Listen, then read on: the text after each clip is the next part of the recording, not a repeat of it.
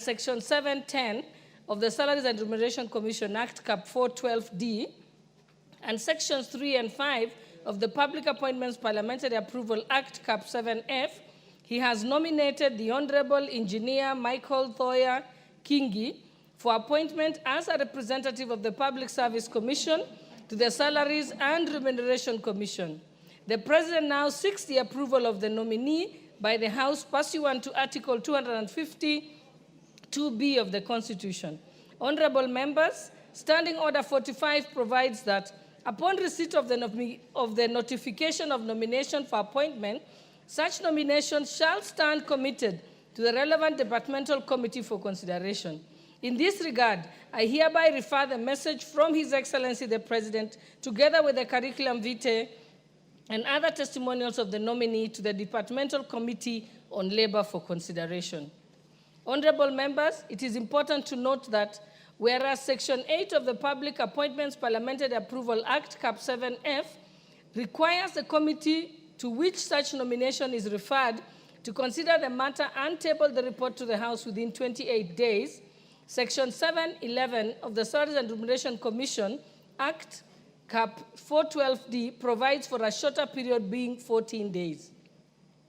In this regard, the committee is expected to undertake the approval hearings and submit its report within the timeline of 14 days as provided by the Salaries and Remuneration Commission Act, Cap 412D. Honorable members, conscious of the fact that the 14th day falls within the period when the House will be on short recess, I direct the counting of the days ceases during the recess period and resumes when the House first sits after recess.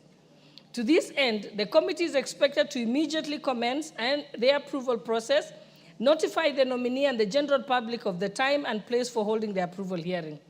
Thereafter, upon conclusion of the approval hearing, the committee should table its report on Tuesday, 4th November 2025, to enable the House to consider the matter within the prescribed statutory timeline. Thank you, honorable members.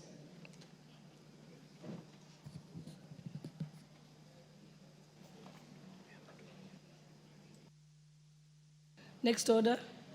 Order number 4, petitions. Order number 5, papers. Honorable Owen, on behalf of Majority Leader, give me a minute to recognize the schools that are present, because they might have to leave earlier than their time. Members on your feet. Okay, I'll give you a minute to get to your seats. Honorable members on your feet, you can make your way to your seats.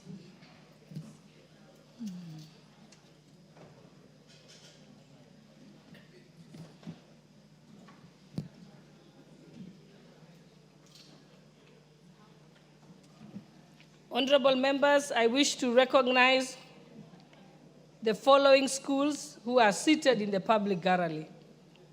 Olkiraine Secondary School from Narok South Constituency, Narok County. We also have Christ the King Catholic Parochial from Embakasi East Constituency, Nairobi County. We also have, seated in the public gallery, Ryan Academy from Kamkunji Constituency, Nairobi County. And seated in the Speaker's Gallery, we have Bishop Mohan Teachers Training College from Turkana Central Constituency, Turkana County. We also have, seated in the Speaker's Gallery, the Kenya Network of Cancer Organization from Starehe Constituency, Nairobi County. On behalf of the substantive Speaker and the entire National Assembly, we welcome you to the National Assembly. Thank you. Honorable Owen, you may proceed on behalf of Majority Leader to present your papers. Thank you, Honorable Speaker. And on behalf of the members of Parliament, I want to welcome all the guests, the schools, and all the other guests into this honorable House. You're most welcome. Thank you. Honorable Speaker, I beg to lay the following papers on the table of the House today, Tuesday, October 7th, 2025. 1, the Annual Public Debt Management Report for Financial Year 2024-2025 from the National Treasury and Economic Planning. 2, report to Parliament on all new loans contracted by the government from 1st May 2025 to 31st August 2025 from the National Treasury and Economic Planning. I hope the Honorable Oundo, Dr. Oundo, will look for this document and read it, because I know he's one person who loves reading. Three, annual report of the Independent Electoral and Boundaries Commission, IEBC, for the period ended 30th June 2025. Honorable Speaker, as I lay this paper, I would like to draw the attention of the members to the first two reports, Honorable Speaker, because many times we lay these reports and the members may not actually follow, but these are very important reports. The annual public debt management report, very key report that members of parliament need to acquaint themselves with, and the report to parliament on all new loans contracted by government from 1st May 2025 to 31st August 2025, so that when we contribute to debate, we are well aware of the contents of new loans and public debt, so that you don't go to a TV station and say things that are actually not in the loan book and things that are not in public debt, Honorable Speaker. I beg to lay, Honorable Speaker. Next order. Order number 6, notices of motion. Is it? Order number 7, questions and statements.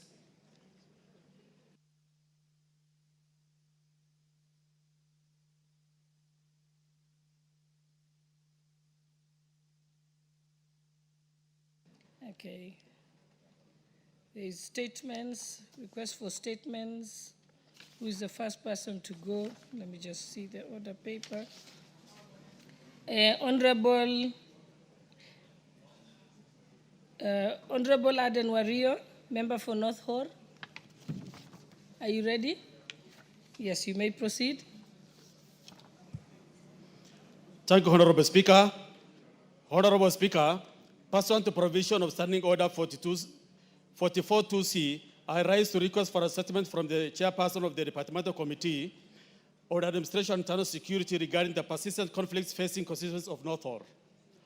Honorable Speaker, since August 2022, the people of Shur, Awaye, Balesbura, Bisik, Sarimo, and Korka communities in North Hor have experienced over 15 attacks by armed militia who reportedly reside in Loyangalani and Lesami sub-counties. These attacks have resulted in injuries, loss of lives, livestock, and destruction of property worth millions. It is disheartening that these increased attacks come at a time when the region has made significant progress in curbing and resolving intercommunal tensions, as illustrated by peaceful coexistence between the Gabra, the Dasnach, and the Borana communities, which have had long-standing conflicts. Such progress has been made possible by inclusive dialogue between leaders and strengthening of traditional conflict resolution mechanisms. The persistent attacks have severely disrupted peace restoration efforts and significantly impacted development and economic activities in the area. Honorable Speaker, it is against this background that I request for a statement from the chairperson of the Departmental Committee on Administration and Internal Security on the following: a report on the status of investigation into the attacks against the coasts of North Hor, particularly in Shur, Awaye, Balesaru, Bisik, Sarimo, and Korka communities, including the arrests made so far. Secondly, the long-term measures being implemented to restore and sustain long-standing security and peace that root causes of the conflict in the region. Thank you, Honorable Speaker.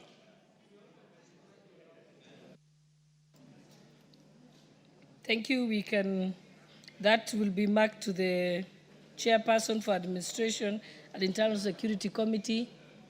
Is any of them here? Honorable Russell, when do you anticipate a response?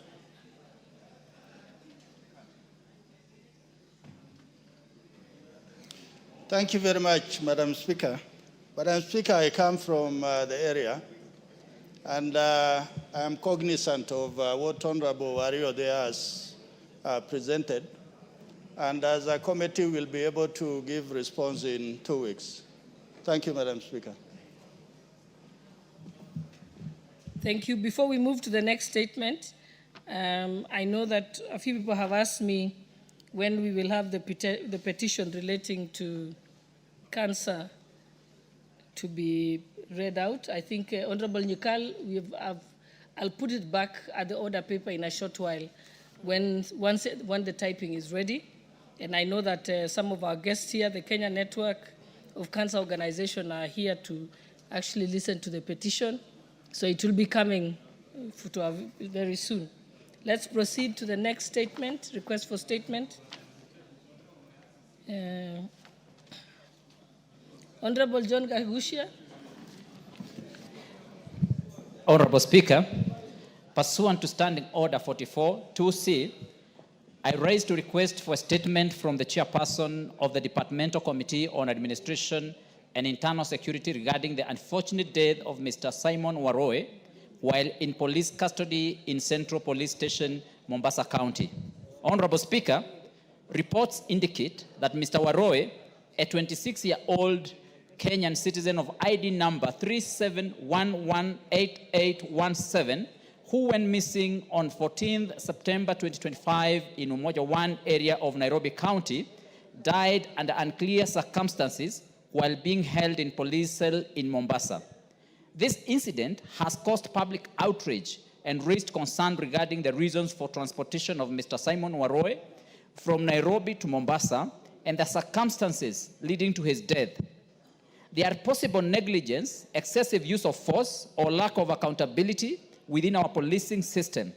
Such incidents undermine public trust in the National Police Service and cast doubt on Kenya's commitment to upholding the rule of law, justice, and the sanctity of life, as guaranteed under Article 26 of the Constitution. It is deeply concerning that individuals placed under police custody for protection and due process of law sometimes end up losing their lives under circumstances that remain unexplained. This not only erodes public confidence, but also raises human rights concerns that should be addressed urgently. Honorable Speaker, it is against this background that I request for a statement from the chairperson of the Departmental Committee on Administration and Internal Security on the following. Number one, clarification on the circumstances under which Mr. Waroe disappeared from Umoja 1 Estate in Nairobi, reasons for his detention and isolation in police custody. Number two, the official post-mortem findings on his death. Number three, status of investigations launched and the action being taken against officers or agencies involved in the incident. Number four, measures taken by the ministry to ensure greater oversight, transparency, and accountability in the management of police cells and treatment of detainees across the country. And number five, plans in place to guarantee that similar incidences do not recur, including strengthening of internal disciplinary mechanisms and collaboration with the Independent Policing Oversight Authority, IPOA. Honorable Speaker, I thank you. I also want to note that Mr. Simon Waroe hails from Mukurweini constituency, and so is an issue of great concern not only to Kenyans, but also people of Mukurweini constituency and Nyeri County and this country at large. Thank you, Honorable Speaker. Thank you, Chairperson, Administration and Internal Security. Thank you, Madam Speaker. Madam Speaker, I think what is on the lips of Kenyans is the issue of police brutality and impunity. I think what is not acceptable is people who are in lawful custody dying or being killed. Madam Speaker, will respond to the House in 2 weeks. Thank you. Thank you. The next statement is by the Honorable Cecilia Ngetit, member for Turkana County.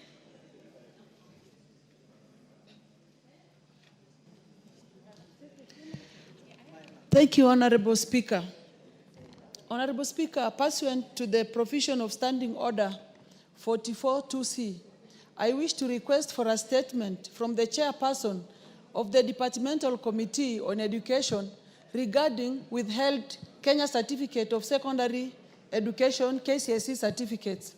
Honorable Speaker, it is always the hope of secondary school leavers that after 4 years of hard work and perseverance, they will obtain their KCSE certificates and get the opportunity to realize their dreams. However, thousands of students who sat for KCSE examinations dating back as far as 2013 remain stranded due to withheld KCSE certificates, mainly due to unpaid school fees. This situation has become a major impediment to their plans to continue with their education or pursue employment opportunities, dependent on presentation of the certificates.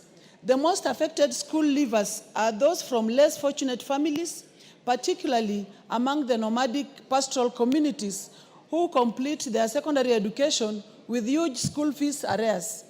Honorable Speaker, in response to a growing number of complaints from students and parents who have been denied access to their certificates, the Ministry of Education issued firm instructions to all secondary schools across the country to release all pending KCSE certificates without the condition of clearing unpaid school fees, filed as circular dated 1st April 2025.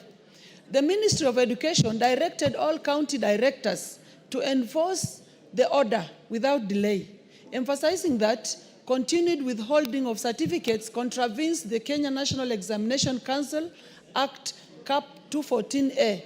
The directive is part of the government's effort to protect students' rights and ensure that financial difficulties do not block future prospects of students, especially those from poor backgrounds.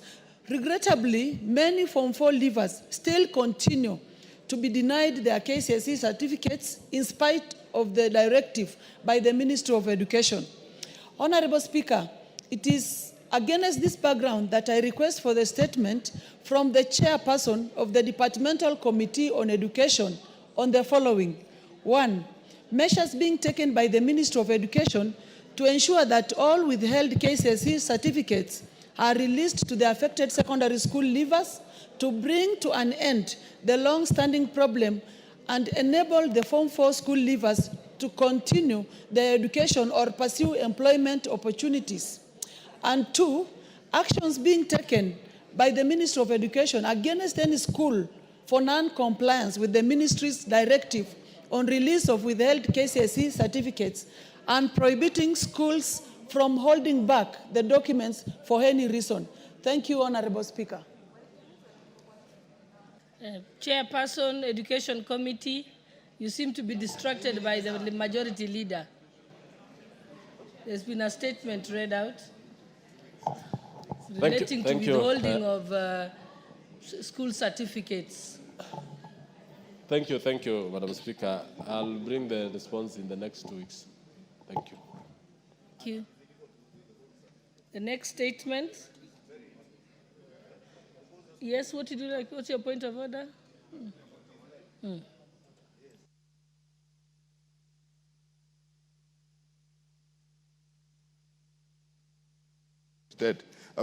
really a point of order, Madam Speaker. The only thing I wanted some little emphasis, and as the chair was responding, in the time within which they are going to respond, I wanted to mention 1 or 2 things. Number 1, basically, if you look at how issues of school fees are handled in schools now, in real sense, the school fees is not there. What we have is basically money for food, particularly the lunch programs, more so in the day schools.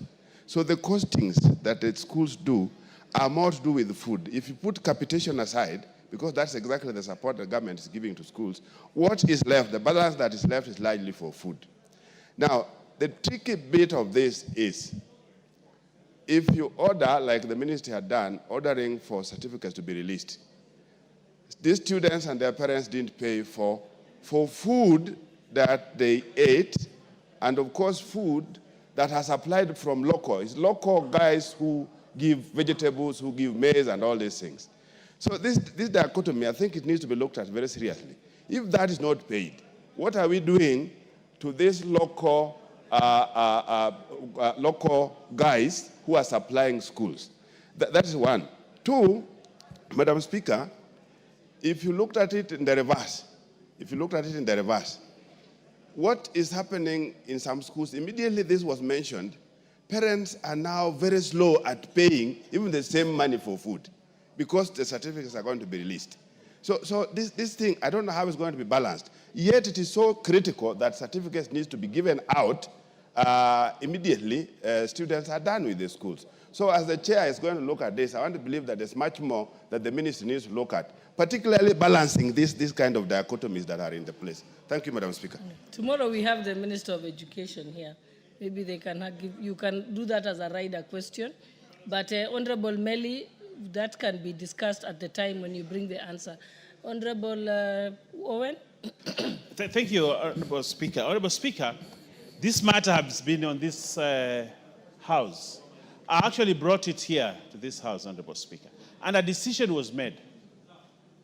And this decision was actually approved by this House. And actually there's a circular to that effect, Honorable Speaker. So if this question is asked here, the same thing is asked here, and a statement is demanded, and we again call the Cabinet Secretary again to come and respond on something that has given clear direction. The question is, the Minister of Education is failing to implement its circular. It's about implementation, Honorable Speaker, that we need to deal with. The question that must be asked is, why isn't the Cabinet Secretary implementing a decision?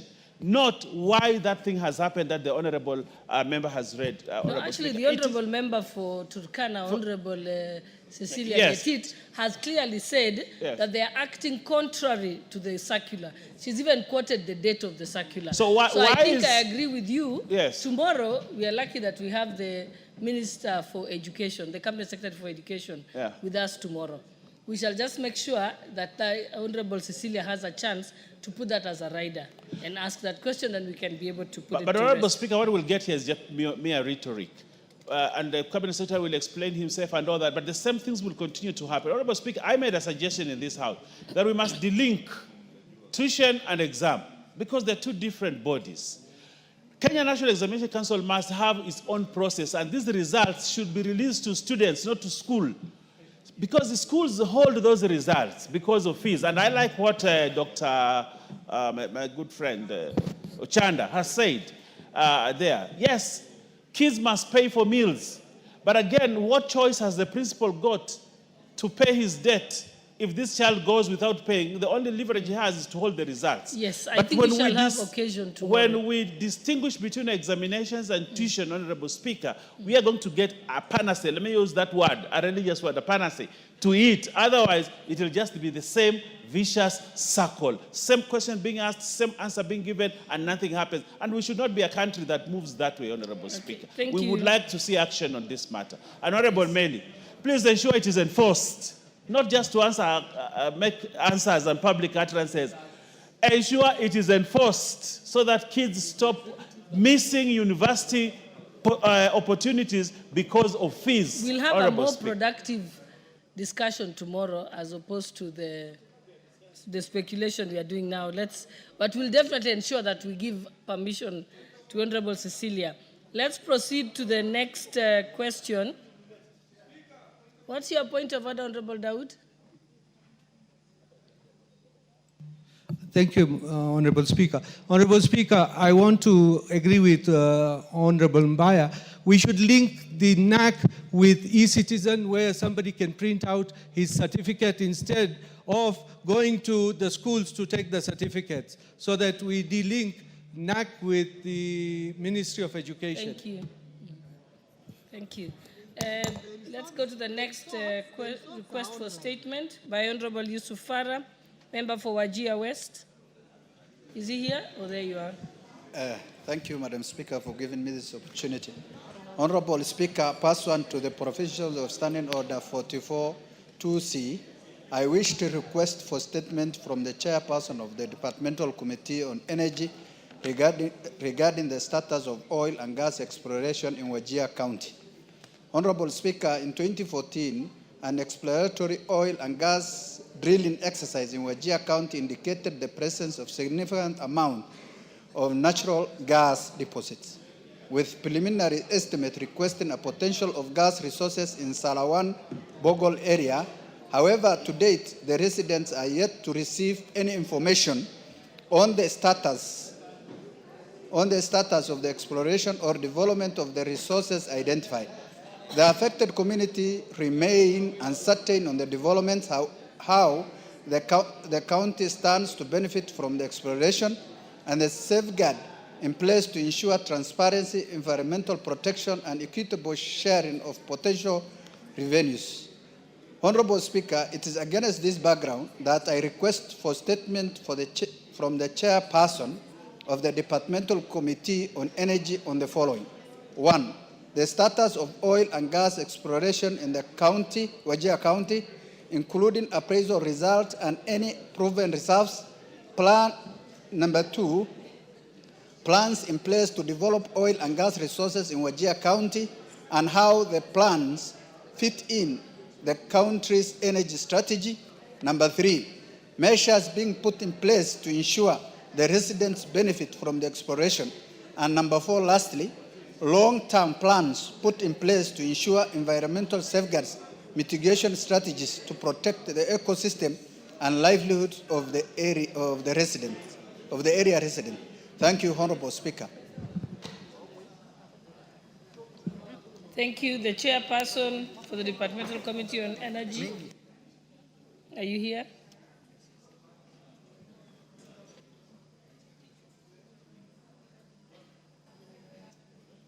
Give him the mic.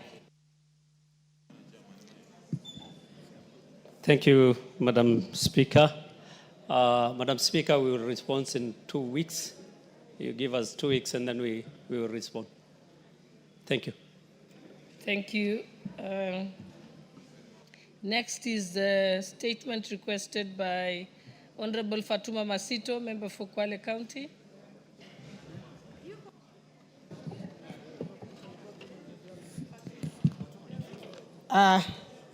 Thank you, Madam Speaker. This is a request for a statement regarding employees and unpaid terminal dues and arrears by Amani Beach Tiwi Resort. It's Amani Tiwi Beach Resort. Honorable Speaker, pursuant to the provision of Standing Order 44-2C, I rise to request for a statement from the chairperson of the Departmental Committee on Labor regarding employees' payment of terminal dues and arrears and unfair labor practices by Amani Tiwi Beach Resort, formerly known as Tiwi Beach Resort. Honorable Speaker, Article 41(1) of the Constitution provides that every person has the right to fair labor practices, which include the right to fair remuneration and the right to reasonable working conditions, among others. Despite of the above stated constitutional safeguards, Amani Beach Resort has allegedly continued to subject their employees to unfair labor practices. The Kenya Union of Domestic Hotels and Educational Institutions and Hospital Workers, KUDEHA workers, Ukunda branch, has severally received complaints by staff of the resort on the violation of workers' rights, disregarding employment laws, unfair termination, and non-implementation of the collective bargaining agreement. Honorable Speaker, the union instituted legal proceedings against the resort in the Employment and Labor Relations Court of Kenya at Mombasa, under case number E032 of 2023. The court held in favor of the union, directing that 133 employees who had been unlawfully terminated be unpaid their terminal dues. Regrettably, to date, Madam Speaker, the affected individuals have not received the payment as ordered by the court, Madam Speaker. Honorable Speaker, it is against this background that I seek a statement from the chairperson of Departmental Committee of Labor on the following, Madam Speaker. A comprehensive report on steps taken to ensure that the Amani Tiwi Beach Resort complies with the judgment made on 29 February 2024. 2, the reason behind the continued failure by the hotel to pay the terminal dues and arrears to the affected employees and an indication for when these payments will be made. And 3, the measures put in place to provide appropriate redress and compensation to the affected employees for the unfair treatment and unlawful termination by Amani Tiwi Beach Resort. Thank you, Madam Speaker.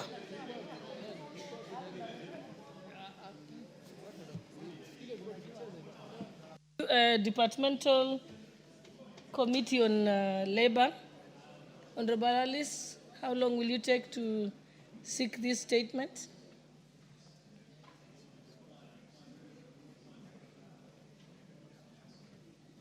Give her the mic.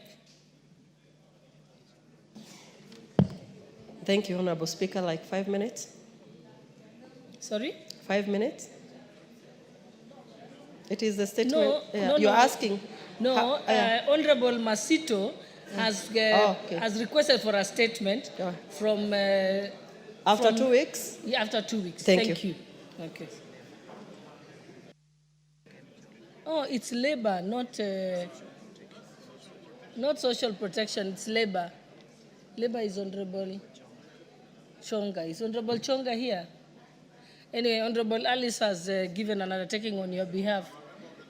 Okay, Honorable Milema, maybe you can give a most...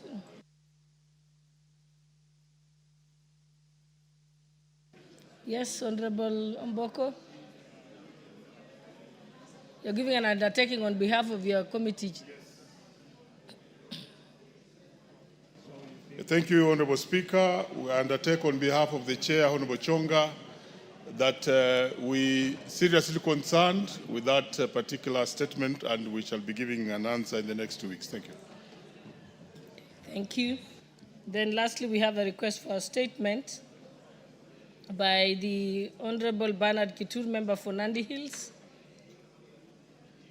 I thought I saw him. Member for Nandi Hills. He seems to have stepped out. Okay, honorable members, as we wait for him, allow me to read, to go back to petitions and read the petition because it's now ready.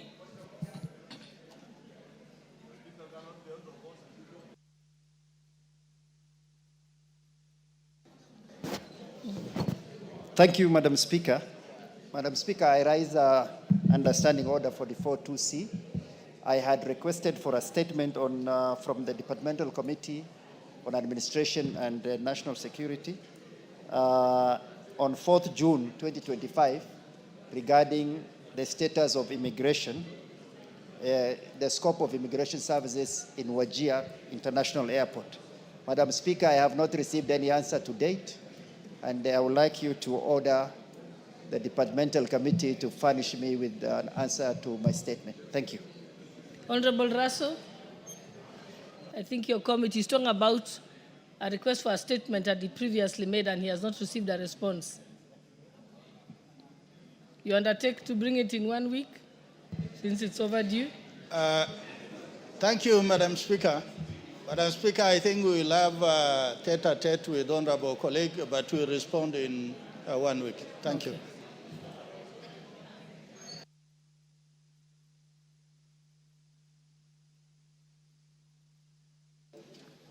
Just wait.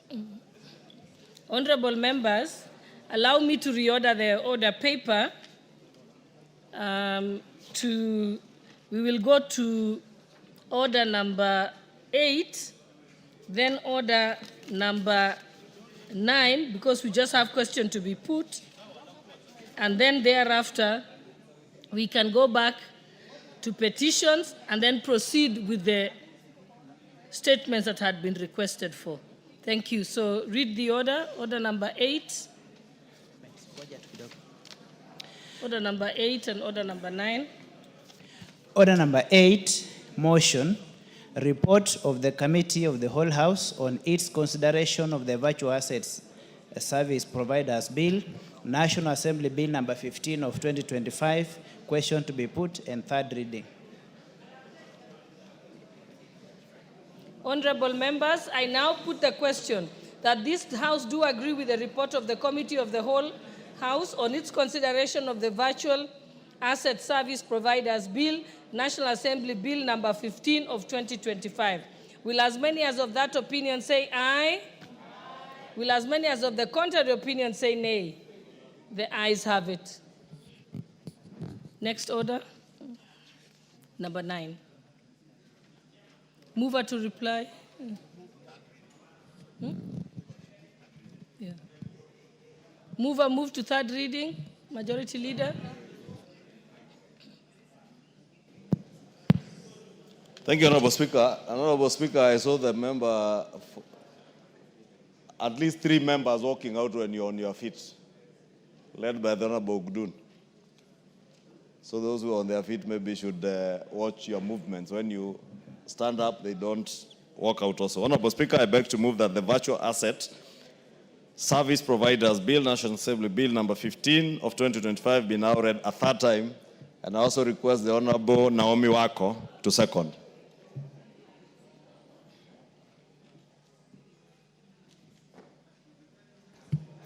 I second. Thank you.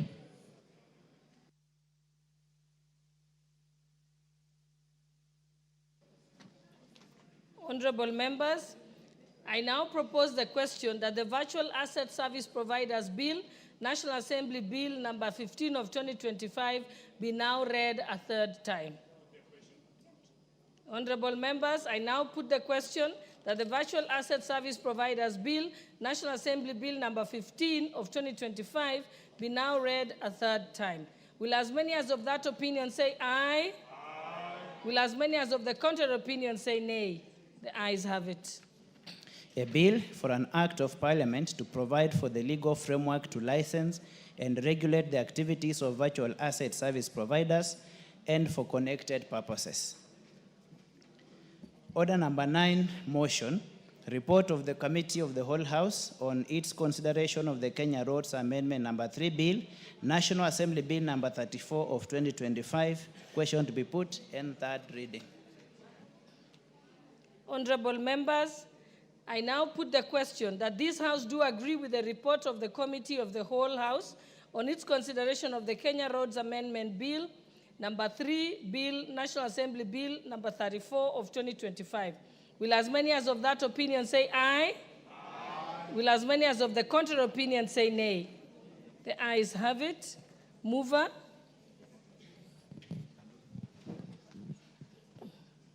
Honorable Kaluma is not here. Okay. Honorable Speaker, he had requested me to do this for him. With your indulgence, Honorable Speaker, I beg to move the Kenya Roads Amendment Bill number 3, National Assembly Bill number 34 of 2025 be now read a third time, and I also request the Honorable Dr. Nyikal to second. Honorable Speaker, I second. Honorable members, I now put the question that the Kenya Roads Amendment, Honorable members, I now propose the question that the Kenya Roads Amendment number 3 Bill, National Assembly Bill number 34 of 2025 be now read a third time. Honorable members, I now put the question that the Kenya Roads Amendment number 3 Bill, National Assembly Bill number 34 of 2025 be now read a third time. Will as many as of that opinion say aye? Aye. Will as many as of the contrary opinion say no? Nay. The ayes have it. Yes, Majority Leader. Thank you, Honorable Speaker. I want to beg your indulgence regarding orders number 10 on Committee of the Whole House on the Privatization Bill, National Assembly Bill number 36 of 2025, that you do indulge me to step down this business for today, because a number of members have approached me, and I believe they have also spoken to you, Honorable Speaker, regarding their need to file amendments, and we wanted to have, or rather allow them up to the close of business today. Anybody who has any further amendments regarding this bill, we allow them this afternoon so that by the close of business today, they can file all the amendments with you for approval, and we may consider this bill at a later date, Honorable Speaker. Okay, as Majority a Leader, House business. let the clerk just read out the order, read out order number 10, and then the Majority Leader can just conclude on that point. Just the title, yes. Okay. The title for the Kenya Roads Amendment Bill, a bill for an act of parliament to amend the Kenya Roads Act and for connected purposes. Okay. Then read out number 10. Order number 10, Committee of the Whole House. Okay, Honorable Majority Leader. Thank you, Honorable Speaker. Honorable Speaker, sorry for that. I think we jumped the gun. Honorable Speaker, I was requesting that you do indulge us. As I had indicated, there are a number of members who have approached me and your office, indicating that they would want to file more amendments on the privatization bill.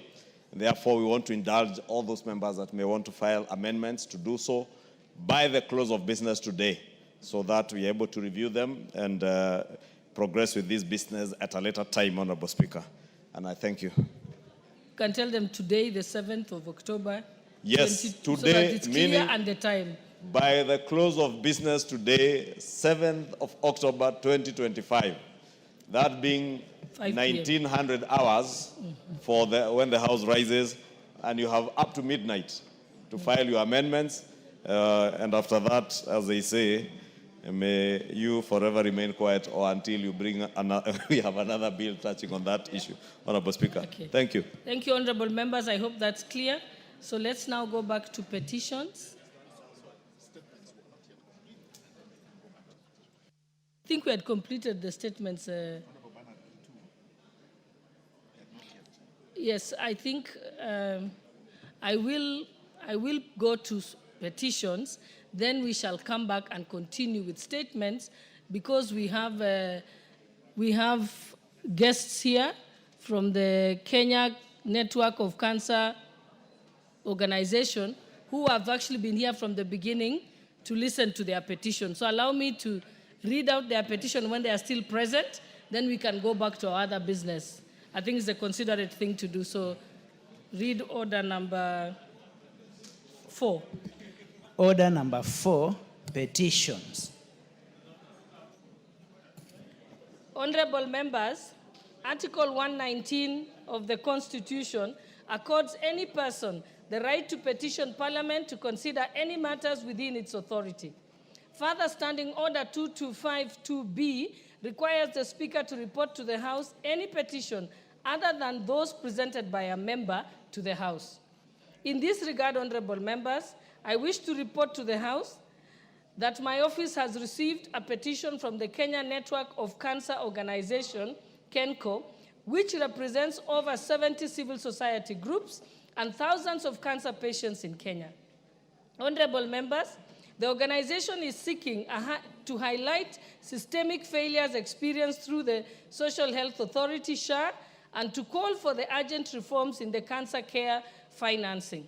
Various challenges have been encountered by cancer patients through SHA in the following ways: reduced and inadequate cancer benefit packages, bureaucratic delays and system failures, poor communication and lack of transparency, service suspensions due to pending bills, overseas treatment policy changes, underfunding of SHA funds, and emotional and mental strain. The Kenya Network of Cancer Organization further contends that the universal and fair health coverage remains far from a reality for cancer patients. It requires urgent reforms, otherwise cancer patients will continue to experience needless delays, overwhelming costs, and unavoidable deaths. Honorable members, the Kenya Network of Cancer Organization concludes by praying that the National Assembly does the following. 1, ensuring an enhancement of oncology benefits, which was cut from 600,000 per individual under NHIF to 400,000 per household under SHA.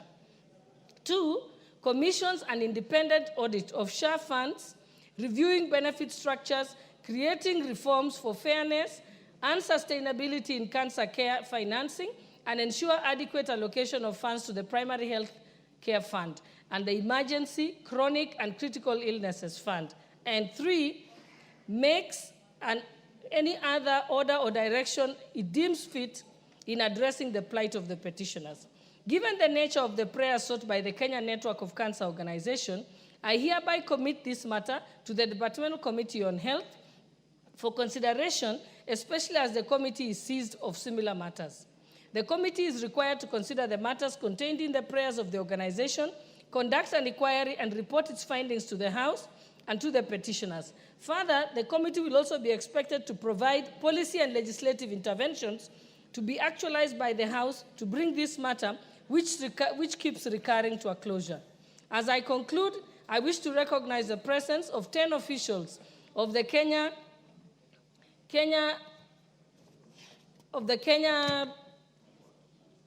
Network of Cancer Organization seated in the Speaker's Gallery, and may I ask them to rise for the House to recognize them. Thank you. Yes, Honorable Majority Leader. Thank you, Honorable Speaker. Allow me first to thank the network, the Kenya Network of Cancer Organizations, for that very timely petition. And I must also commend you, Honorable Speaker, for committing that particular petition to the Health Committee, because I think in the Health Committee, the issues that they have raised are very pertinent, and they will be better off addressed by the specific departmental committee other than the Petitions Committee. And I want to request, Honorable Speaker, that even as we consider those, and Honorable Nyikal, the chair of the Health Committee, is here, he'll bear me witness that at least in the recent past, we have done well to try and allocate further resources, especially to the Primary Healthcare Fund and the Critical and Emergency Illnesses Fund. I think we have almost about 21 billion, but that money is not enough. And therefore, we must, as has been petitioned by the petitioners, as a house that allocates funds to SHA, to the Ministry of Health, and to all our health facilities, help Dr. Nyikal and the ministry to be able to allocate more resources, more so to the Critical and Emergencies Fund, because under SHA, Honorable Speaker, under this fund for Critical Illnesses Fund, the treatment of cancer, diabetes, hypertension, and such other critical illnesses fall under this fund. And therefore, irrespective of how much is provided for under the mainstream SHA package, if we have further resources under the Critical Illnesses Fund, these patients and many Kenyans can be able to access further benefits from the fund, Honorable Speaker. And I want to agree with them, Honorable Speaker, the package as it is today, it may look generous, but the cost of cancer treatment is very expensive, not just in this country, Honorable Speaker, but around the world. And therefore, we must, Honorable Speaker, be able to do all that we can to support our cancer patients and ensure that the packages that are benefiting from SHA are also enhanced, probably from the current 400,000 to 600,000, or even more, at least 1 million shillings under SHA. Honorable Speaker, I want to ask the Honorable Chair of this committee, Honorable Nyikal, to work expeditiously to ensure that you do recommend to the ministry and to SHA the levels. And I know Dr. Nyikal, being a medical doctor himself, is very well appraised of these matters. He knows, he has been the director of medical services. He therefore knows how expensive cancer treatment can be, Honorable Speaker. And also being able to ensure that there is standardization of the cost of cancer treatment, Honorable Speaker. Because Honorable Nyikal will tell you also, you will find the cost of treatment of chemo, of radiotherapy in one health facility in the country, in the capital, in Nairobi, is prohibitively expensive as compared probably to a mission hospital out in our rural areas, Honorable Speaker. And it's the same treatment, same drugs, same treatment regime. And the variance, Honorable Speaker, is also something I would also ask the Honorable Nyikal to look at together with his committee, so that we also standardize cancer treatment so that it does not matter where in this country you come from, whether you're in Nairobi or in Marsabit or in Kwale or in Kikuyu, you get the same level of treatment in our health facilities on cancer treatment. And once again, let me thank the organization of cancer organizations for their boldness and diligence to not only speak out there, but to come to where it matters most, and you have brought your petition to the right place, because these members here, not only being your representatives, but also being the people charged with the responsibility of having the power of the purse. They have now your petition. It is in the right hands under Dr. Nyikal, and we will do all it takes to support your petition and support the enhancement of the cancer care facilities around the country. I know the government has committed to building a number of cancer centers around the country, from Kisii to Meru to Nyeri, I think, and many other places, but also to ensure that we allocate more resources towards cancer treatment. And I thank you for your diligence and your boldness. You are great Kenyans, and I thank you. Honorable Nikal, maybe you just confirm to them that within the time frame within which you hope to finish looking at their petition.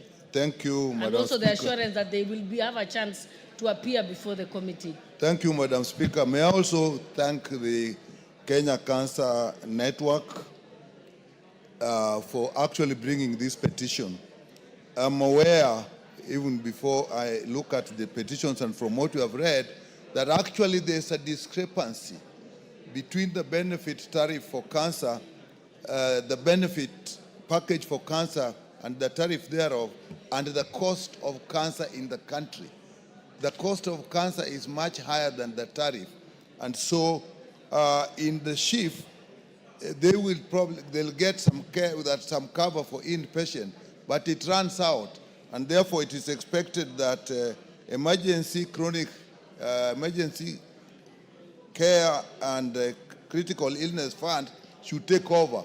And as the leader majority was saying, we have actually put about 8 billion, if you leave out the primary care fund, in that fund. And that is something we are looking at. And it also underlines the cost of care in the country generally. That's something we need to look at, where there should be so much discrepancies. And again, it actually fits within the issues of SHA that our committee is now involved in. And so, in my view, it actually gives us a chance to fit in what we are looking into, the issue of cancer and how it can be taken care of, how the primary care can be used to prevent it, and the emergency critical care can be used to support the chief care that is given. So we are seized of this matter, and we are going to look at it, and we will actually report to this House what can be done about cancer and all other issues that relate to SHA in the provision of healthcare in the country. So, in fact, immediately after this, I'll have an audience with them. Some members are actually out at the gate, and we'll address them on the process that this thing will follow within the committee. Thank you, Madam Speaker. Honorable Makali, you have a point of order? Thank you so much, Honorable Speaker. Just to comment on this petition, and let me join my colleagues in appreciating the petitioners for this important petition. But two observations, Honorable Speaker. One of them is I agree with those who are saying we need to up the budget because this is a budget-making house. But more critical, this being a network of cancer organizations, I think it's also need to supplement the government's efforts in terms of encouraging Kenyans to go for screening. Because you know, Honorable Speaker, we say prevention is better than curing. So we need to encourage more Kenyans through the network so that they go for early testing, early screening, so that we can treat this cancer at the early stages. I submit, Honorable Speaker. Thank you so much. Thank you very much. And in conclusion, I just want to ensure, to assure our guests, the Kenya Network of Cancer Organizations, that the matter is now within the departmental committee, and that we remain committed to continue to improve the care that's available. Each of these members have sworn to uphold the Constitution, which includes Article 43, which gives you the right to the best possible medical care attainable. So that is something that the House is committed to. We shall continue to work towards it. Every time a new program comes, sometimes the challenges that are ahead of it are not known until implementation. So we appreciate that you've brought that feedback to the National Assembly and that you have our commitment that we continue to improve. And as many of you will know, that I'm a committed fighter of cancer and held many medical camps in Uasin Gishu County, and in fact have a big cancer walk on the 18th of this month. And you're all welcome to join us. Thank you. All right, now, honorable members, let us go back to statements. And we only had one statement that was requesting for, one request for a statement that was remaining before we go to the responses. There was the statement of the Honorable Bernard Kitur, request for a statement by the Honorable Bernard Kitur. Is he back? Member for Nandi Hills. He's on his way. Honorable Donya, you have a point of order? Thank you, Madam Speaker. Because we are still on statements, I remember, Madam Speaker, I've done 3 statements on T-bonuses. Until today, Madam Speaker, I've not yet been given a response by the chairperson of Agriculture. As I was waiting for the response, Madam Speaker, we saw on news the farmers were now paid 10 shillings per kilo, Madam Speaker.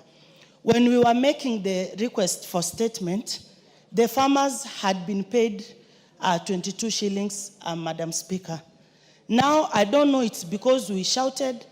I don't know it's because we made a statement, Madam Speaker, because when that statement was made, farmers from Kisii region, from Western, they called and said, at least we have someone who is taking care of our concerns. Now that we didn't get the response, Madam Speaker, and the farmers were paid 10 shillings per kilo, now we are receiving a blame from the farmers that we are the cause of their bonuses coming down by half, Madam Speaker. I'm not even wrong to say, yes, we have different types of workers, Madam Speaker. We have teachers, we have nurses, we have sex workers. Sex workers are even paid better, Madam Speaker, than the T-bonuses that they were giving our farmers. So we want to tell our farmers to stop farming and go do what will give. I'm not, no point of order. I'm still here, Madam Speaker. We are aggrieved on this issue of T-bonuses.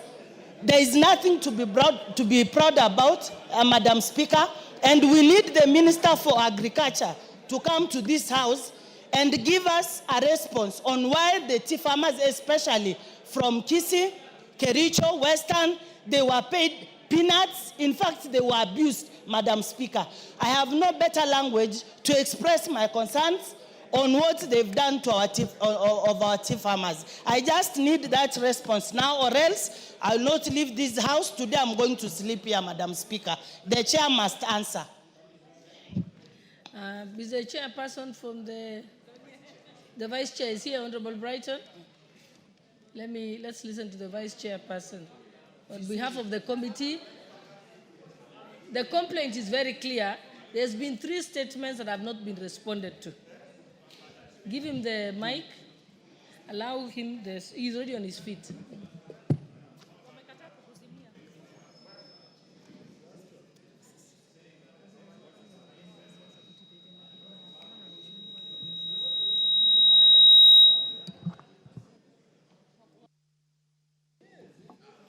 Okay. Thank you very much, Madam Speaker. Indeed, what Honorable Donya, the concerns of Honorable Donya is genuine. And I also raised a statement over the same. And as an interested party, and the ministry responded to in writing. And I believe the response was also channeled to Honorable Donya. However, we were not satisfied with the response from the ministry, and we had scheduled for a meeting so that we could invite Honorable Donya, and because there were around 3 interested members I over the think, same. Vice Chair, since yourself you're in agreement that you have requested for the statement and you have not received it, there are 3 other members. Honorable Donya said she had 3 other statements. None have been responded to. Maybe the advice is, Honorable Donya, just come up with a substantive question, and then on a Wednesday, the minister can come here and respond to it. Because now it's more than 7 questions. 7 requests for statements. Honorable Speaker, the ministry responded in writing, but the answers were unsatisfactory. And therefore, we had invited them to come to the committee, and we were intending also to call Honorable Donya and 2 other members who had interest in the same. Okay. But it seems things have been overtaken by events. But since this is a contemporary issue, we will still invite the ministry and KTDA, T-Board, and the concerned stakeholders to come and face the committee so that we can be able to address this issue accordingly. You can summon all the other stakeholders, but we still, Honorable Donya is at liberty to ask for the minister to come and answer on the floor of the House. Honorable Sioi, what is your point of order, Honorable Donya? Okay, let Honorable Donya finish her sentence, then we can proceed. Madam Speaker, I thank Honorable Yegon. He has said that they replied 3 times and the answers were vague. Now, I wanted to take this matter to court. I think the courts will serve us better than the Minister for Agriculture. So I need lawyers, Madam Speaker. Parliament has enough lawyers. I don't need the Minister of Agriculture because another lawyer is here, Kaluma, working. So, Madam Speaker, please, I don't want to be engaged by the Ministry of Agriculture, but we do it judicially now, Madam Speaker, so that the farmers can get justice. Thank you. Honorable Sioi. Honorable Sioi was on her feet. Honorable Sioi had already requested. Honorable Sioi, proceed first. Proceed, Honorable Sioi. Honorable Mbaya, I am the only person who can give you the floor, and I'm giving it to Honorable Sioi. Honorable Sioi, proceed. Honorable Sioi, thank you. Proceed. Thank you, Madam Speaker. Madam Speaker, also stand to support that question because you see, we had already done so well in agriculture and we really need to promote the farmers. And by giving a subsidy on fertilizer was a big win to the farmers. Right now, Mr. Speaker, Madam Speaker, after what has happened, I've just seen farmers uprooting their tea plantations, which is not a very good indicator on the farmers and even in the country. I'm also concerned, I come from Trans Nzoia where we do farm maize, and I know the biggest problem that we are going to have is the prices of maize plantation, of our produce, because right now we are harvesting. I know that we have a very good harvest, but towards the end of the day, Madam Speaker, we are going to have the bad pricing of the maize of our produce, of which, Madam Speaker, we really need to regularize. When it comes to the farmers, now that we have given them subsidy, let us give them the best price so that we promote them and we promote the agriculture sector, Madam Speaker. Thank you. You know, the Honorable Buyer, if you request respectfully but not stand by force, that is bordering on bullying the Speaker, which I will not allow you to do. So you have to apologize, or else I will not see you. Okay, you may say your point of order in under a minute. Apologize. I apologize on record, Honorable Speaker. And I usually know you as a gentleman, so yes. When you heckle, I worry. Okay, thank you. Honorable Speaker, I apologize for that, but Honorable Speaker, I want to say this. I support Honorable Donya to the extent that tea farmers and coffee farmers, all farmers must be. I also want to grow coffee and tea in Kilifi, and I want better prices. But Honorable Speaker, the Honorable Donya should not cede the authority of this House to the judiciary by saying that now that it has not been answered here, she says she wants to take it to court. Yes, you have a right to do that, and everybody else has, but you cannot cede the authority of the House, Honorable Speaker, to the courts, Honorable Speaker, to say, you know, because this Parliament has not given me a good response, I will go to court. Honorable Speaker, that is not procedural. It is not at all. And actually, you should ask the Honorable Donya to withdraw that statement. That because it has not been answered here, she will go to court. She can do that, but not on the floor of the House, because we're three arms of government, and that principle must be protected by this House, by the courts, and the executive. Other than saying, if it can't be happening here in this chamber on the floor, you say you want to go to court. I want to tutor. I want to use that word, to tutor the Honorable Donya, who is a very good legislator. Please do not make Parliament look weak at any one time, Honorable Speaker. Never make Parliament look weak. Don't make Parliament look weak. No, Honorable Bayer, I think she's within her right to say that she wants to take that step. She's perfectly within her constitutional rights. But also, I don't think she's making Parliament weak. The committee and the cabinet secretary, by not responding to her statement, are the ones weakening Parliament. I don't think it's Honorable Donya. She's trying to make Parliament do its work. Honorable Kagusha, then we'll close this and move on. And Honorable Ngeno. Thank you, Honorable Speaker. I think Honorable Mbaya is now developing bad manners by gagging members. Honorable Donya has every right to be able to raise the issue of the payment of tea. Honorable Speaker, I also noticed for sure that from the government reports and statistics that we have seen, the tea earnings in the last year increased from 185 billion to 215 billion. Now, it is very surprising and shocking that even after the tea earnings have increased from 185 billion to 215 billion, the farmers this year have received less bonus. Honorable Speaker, it will be very important for us to understand, where did the difference go? Where did the increase go? Why didn't this increase get to the farmers' pocket? Yet we are supposed to be increasing the farmers' pocket. And Honorable Speaker, I truly and fully support that Honorable Donya's question be answered without any hesitation, so that we can be able to get a way forward on this matter. Because it seems there are some people who are taking advantage of farmers, and it seems like our leader here could have some idea of what is happening. Honorable Speaker, I suggest next time the Honorable Mbaya should understand when we are discussing issues to do with fish, not when we are discussing issues to do with coffee and tea. Thank you very much, Honorable Speaker. Honorable Ngeno, let's put you have under a minute, Honorable Ngeno, under a minute. Then I'll come to, yes. Madam Speaker, I don't know if members really understands the gravity of this matter of tea.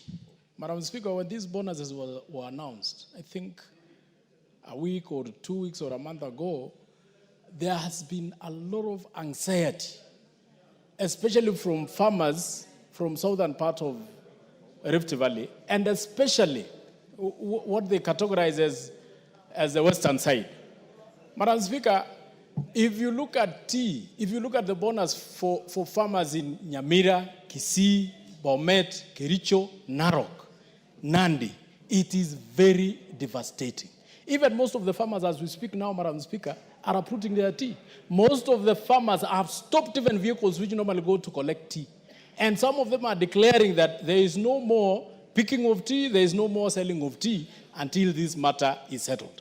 Madam Speaker, I don't think the summoning of the CS is enough. I think this House should take a very serious step to form either an ad hoc committee or something that can really relook into this matter of bonus, Madam Speaker, because our farmers are suffering. And people are wondering, there has been so many comparisons. People are comparing the price of one egg to the price of 1 kilo of tea. People are comparing now the sex workers as vis-a-vis, Madam Speaker, this matter is so grave. I don't know how we are going to take it seriously. And Vice Chair, I don't know, the Vice Chair is one of the victims. He's one of those victims who is also suffering.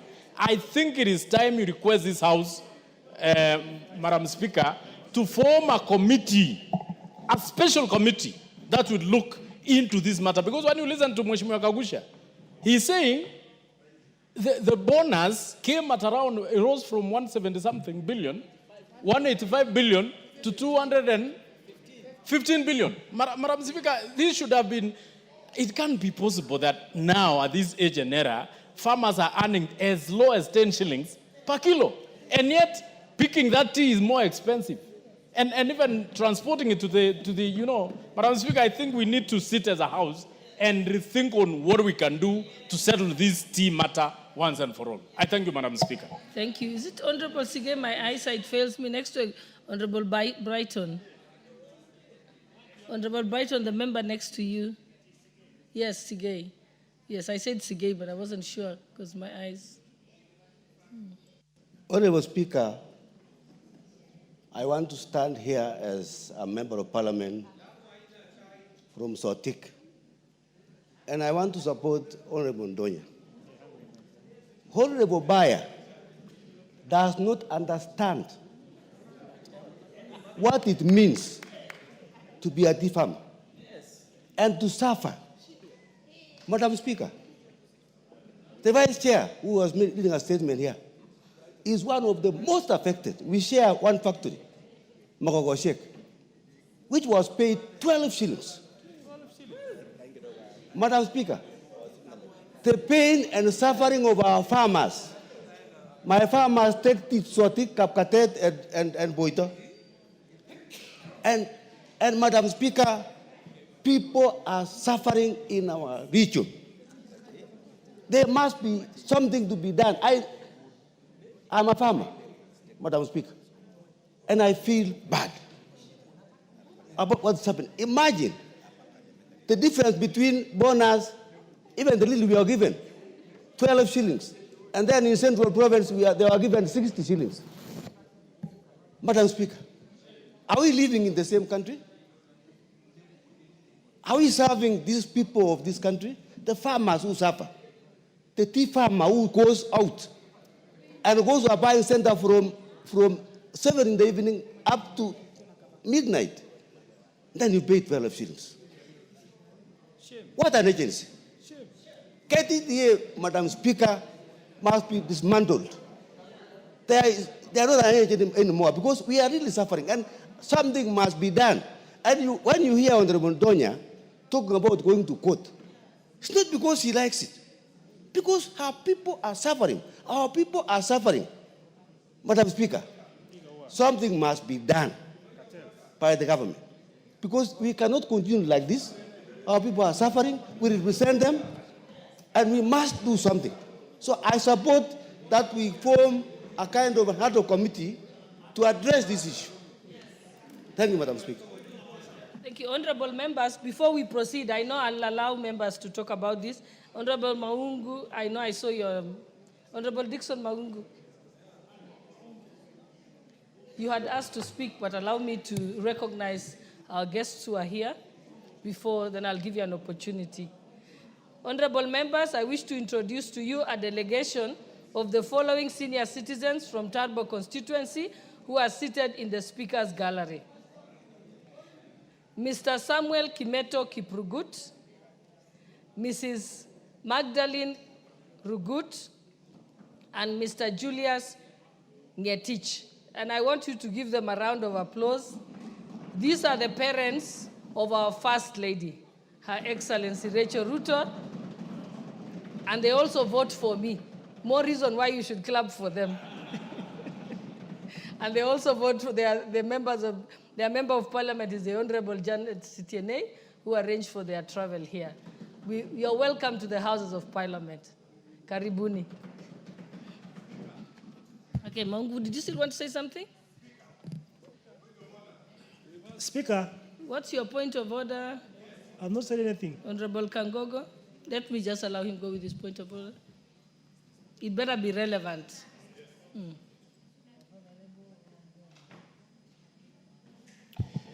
Madam Speaker, what we are ventilating in is what the Honorable Donya has just raised, that there was a statement she raised and the answers given were not satisfactory. So, Madam Speaker, even if there were some members who wanted to joyride on that point, it's just maybe 2 or 3. Otherwise, there is no debate about tea in the floor of the House. We are digressing too much from our order paper.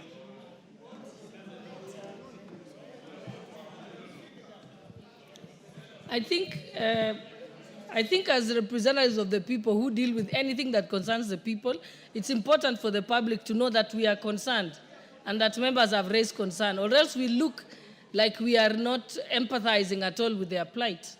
Yeah, but let's keep it brief in under a minute, Honorable Maungu. And then I think we have 2 more people, and then I'll allow the Chair Agriculture to say something, and then we can close. Thank you, Proceed. Speaker. Mine was just to bring to your attention an act that I meant was not parliamentary.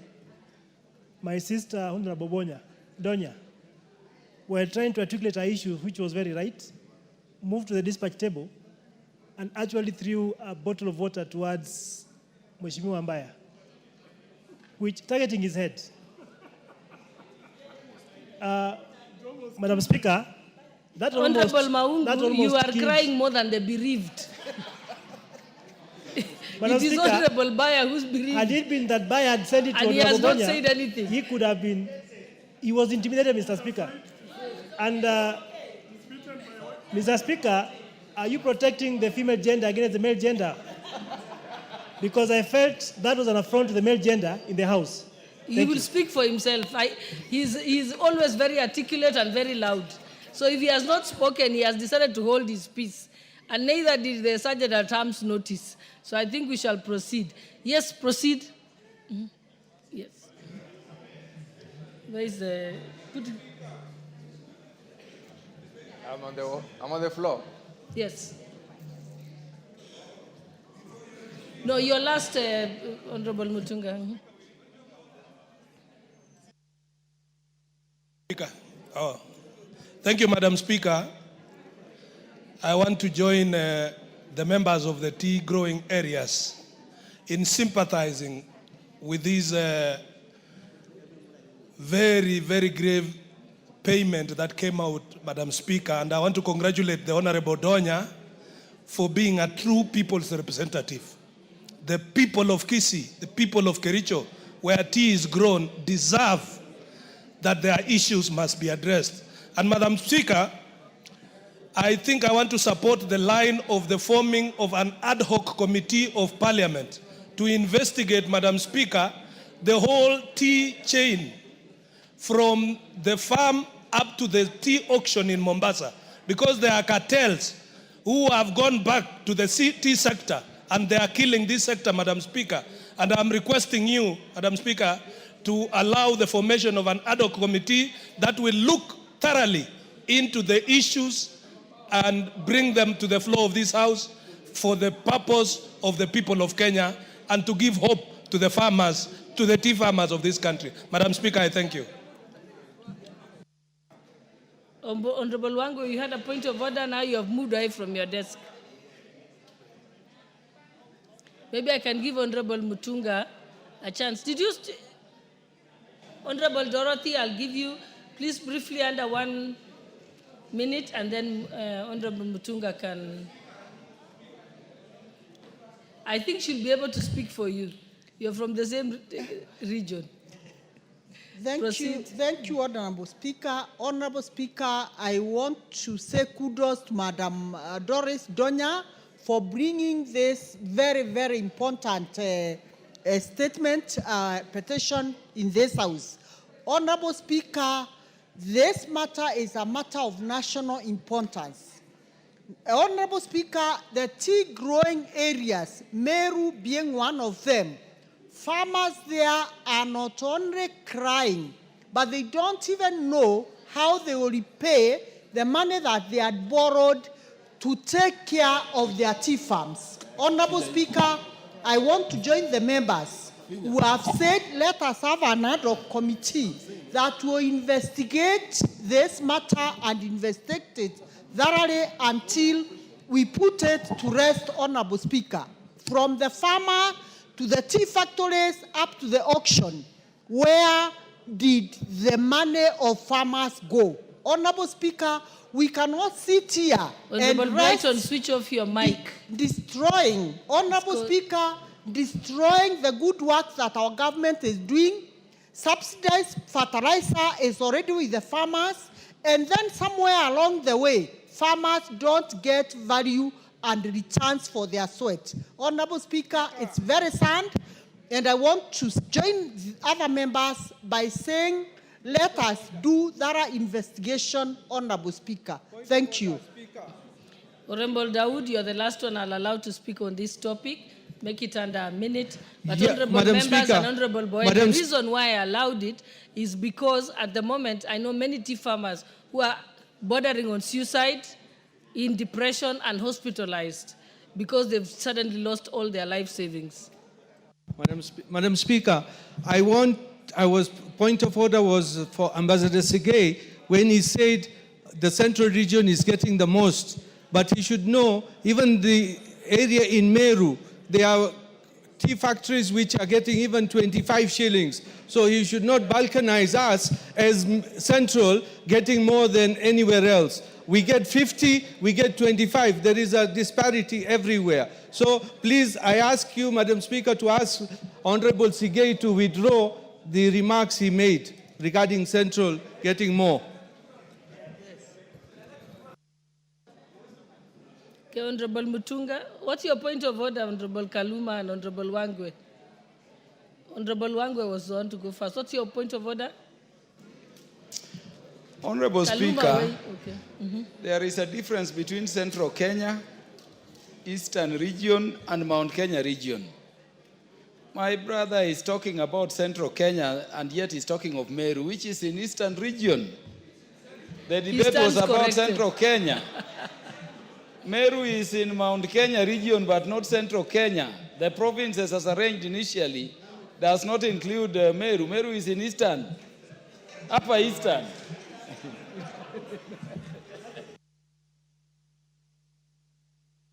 Okay, Honorable Mutunga, let me allow you to put closure to this. Yeah, thank you. Make it brief. Thank you very much, Yes. Honorable Speaker. Honorable Speaker, to my very respected friend, Honorable Kaluma. Honorable Kaluma, it is important for you to know that the center of Kenya is Isiolo, and Isiolo is actually next to Meru. It is the center of Kenya. If you look at Kenya from all corners. Honorable Speaker, yes, indeed, Honorable Donya did ask the question and it was answered. She and many of us felt it was not sufficient, and then we requested for a further exploration of the answer. Honorable Speaker, the answer has still not satisfied most of us here. Tea has grown in 19 counties in this country, Honorable Speaker. And as we speak here, we should speak hope to the farmers of this country. Honorable Speaker, it takes about 3 years for somebody to start picking tea and about 7 years for someone to optimally benefit from a tea bush. When we watch as farmers uproot tea up to the roots and not just cut at the surface, Honorable Speaker, we need to speak hope to our farmers because all is not lost. Honorable Speaker, one or two of us are saying that we should do away with the KTDA. I have absolutely no linkage with KTDA. I want to pronounce myself Honorable Speaker. But Honorable Speaker, let me tell you something. Let me tell this House something. Honorable Speaker, KTDA is lauded as the best smallholder tea management firm in the world. It is quoted in the East, it is quoted in the North, it is quoted in the South. So we should not destroy our best, really. We should explore what is the problem. Honorable Speaker, in coffee, we had problems. And we formed a coffee caucus. I would urge the members in this House to come out strongly. We form a tea caucus that will look at the issues that are affecting the tea pricing in different parts of this country. I think, Honorable Speaker, that's the best approach because our caucus won't be lifelong. It will not be a one-off activity. Thank you, Honorable Speaker.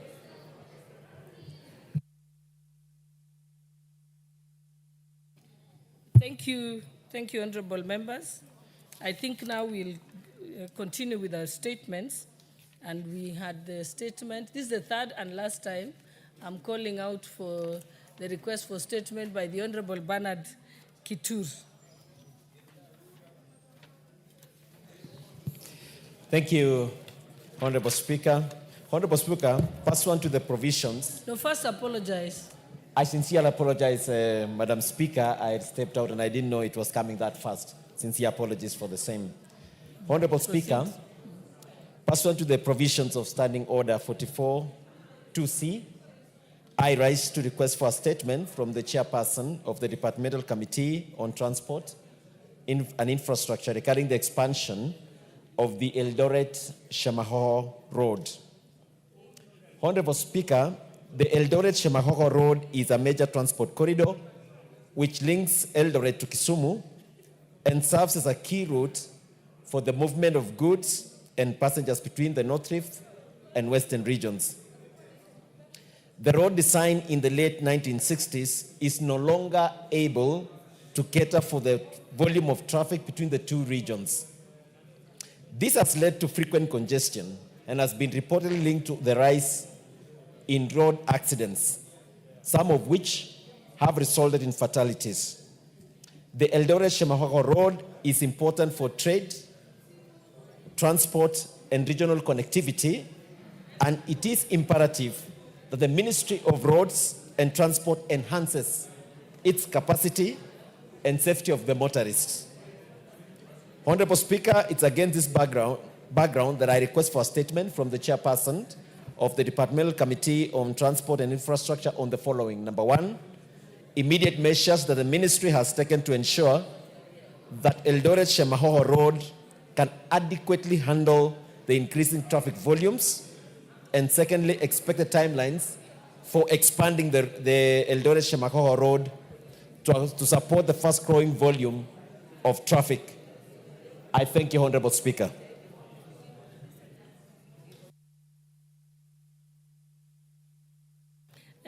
The member for the chairperson for the transport and infrastructure, are you here?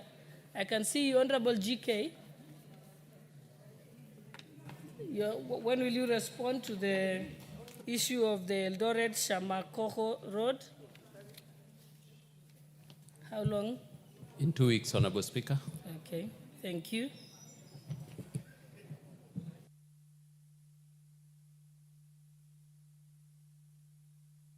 We shall move to the statements that have been, we still have two other statements which are not on the order paper but had been approved.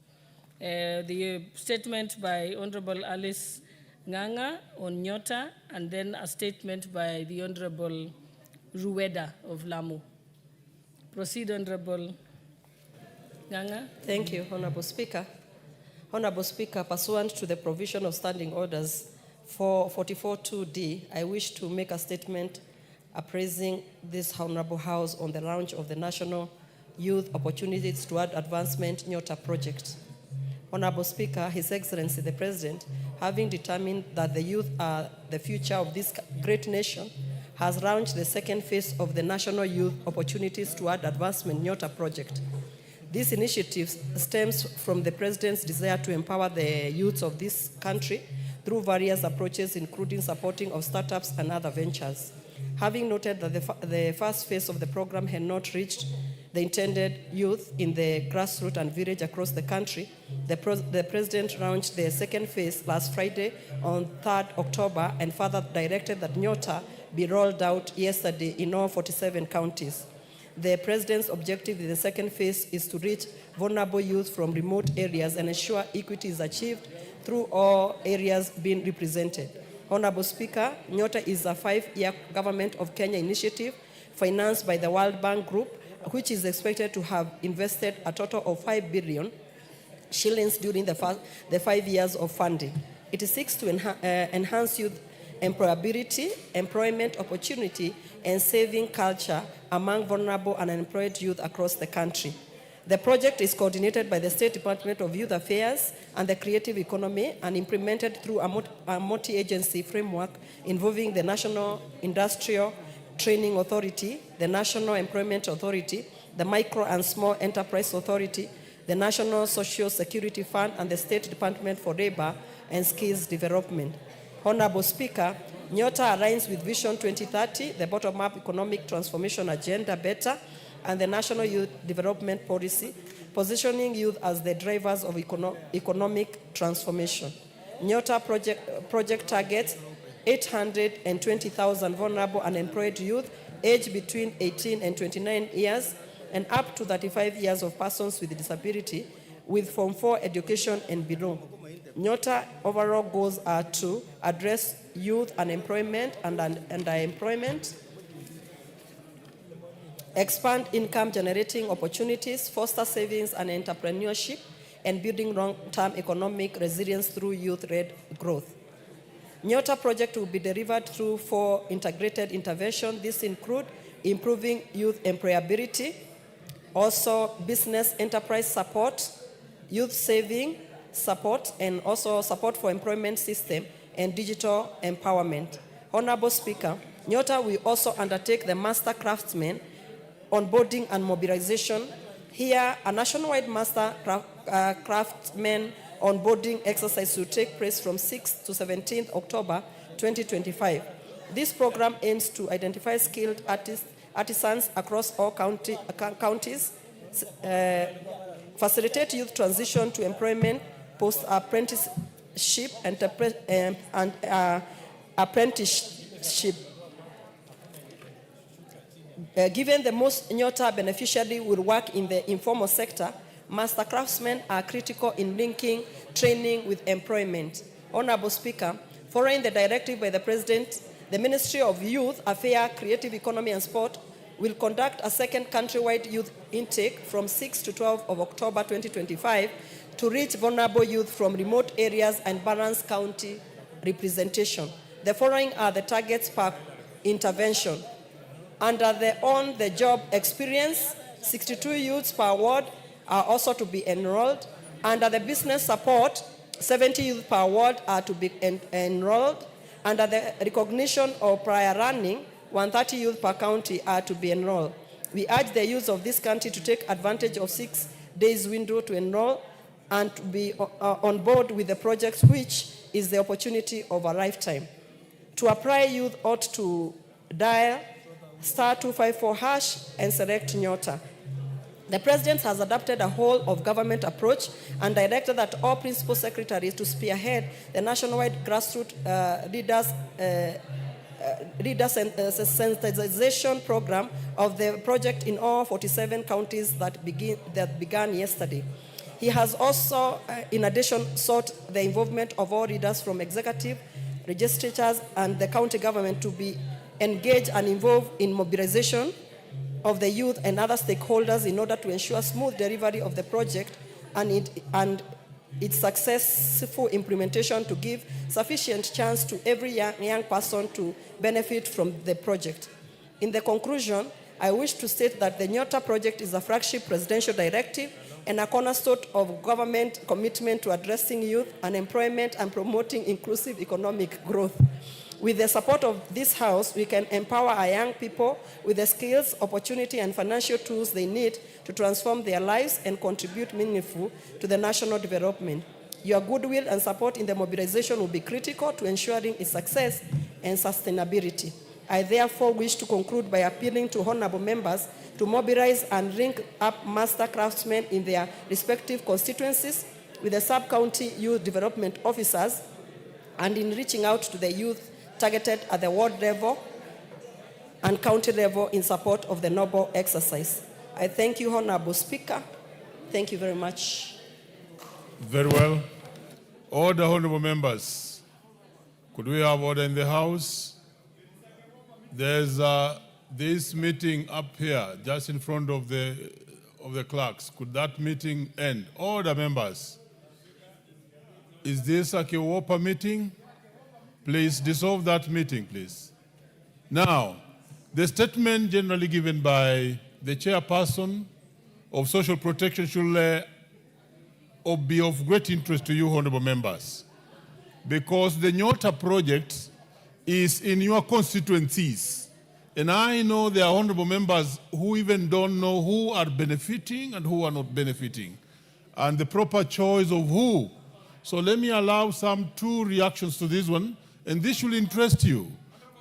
Let me give the first chance to the honorable member because the first one there. Proceed.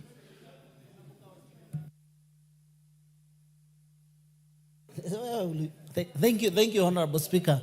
Let me take this opportunity to contribute to and also congratulate the chairperson on the social protection, Honorable Aris Nganga, for that statement, and also making sure that we are able to start implementing the Nyota program that the government has initiated, especially to benefit the young children, the youth from our constituency in every ward.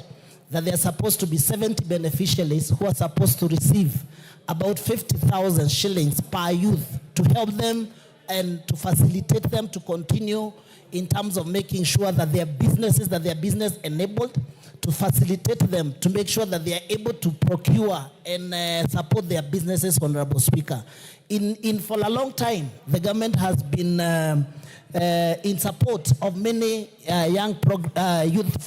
many programs that are in one way or the other associated with the young people, Mr. Speaker. The government have been accused for not supporting the young people. And we want to call upon all the young people within the Republic of Kenya, wherever they are, especially in my constituency, in my 5 wards, that this money is there to be grabbed, especially in small businesses. Those people, those young people who are doing small businesses within the constituency, within the ward, those people who are doing art and craft, those people who are doing farming, the young people who are doing even agri-businesses, this is their opportunity to grab and learn away with it. And Mr. Speaker, many people are saying that 50,000 shillings is something small. But we want to tell them, even with 5,000 shillings, even with 1,000 shillings, it can completely change a lifestyle of a young person within the constituency, as long as he or she knows what she's doing, Mr. Speaker. And therefore, we call upon the young people within the Republic. The money has been released, and we tell them this is their time now to grab this opportunity so that they can support their businesses. I support, Mr. Speaker. The Honorable Maungu.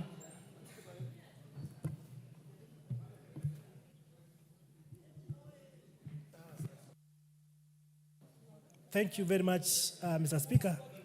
Mr. Speaker, allow me to join my colleagues in recognizing that the Nyota program is indeed a very creative and a very enabling kind of program. However, Mr. Speaker, we have a few challenges with regard to how these recruitments are done. Mr. Speaker, it is said that we need to have about 70 young people in every ward. The question is, how are these young people being identified? Recently, we had officials from Nairobi who came down at the constituency level to train these people, Mr. Speaker, so that they could be able to be trained and be empowered. But you find, even identifying these people itself was a challenge, Mr. Speaker, because some of them did apply right, but they are based in Nairobi here, not based at home. So you find that even identifying them so that they can be able to attend the program was a challenge. Mr. Speaker, it will be good that members of parliament are also involved in this program so that we can be able to identify, we can also be able to help them, whip and encourage these young people who are entrepreneurial in nature to actually be able to access these funds, Mr. Speaker. Therefore, my only concern is how these young people are being identified, how these young people, Mr. Speaker, are being recruited so that this program can indeed help them, Mr. Speaker, because I believe and know that if these young people are empowered that amount of 50,000, it will go a long way in having them be able to do whatever kind of business they so desire, Mr. Speaker. And therefore, thank you.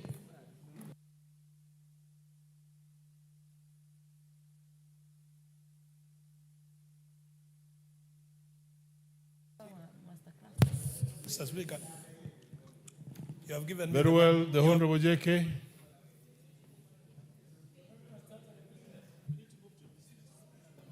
Mr. Speaker, I must thank you.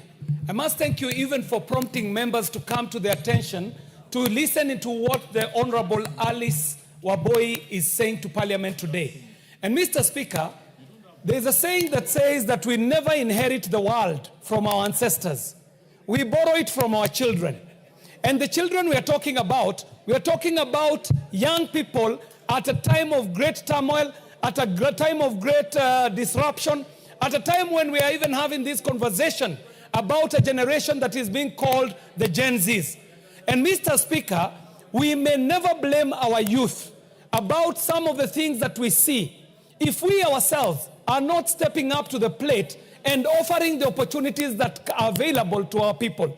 So, Mr. Speaker, this is not a program.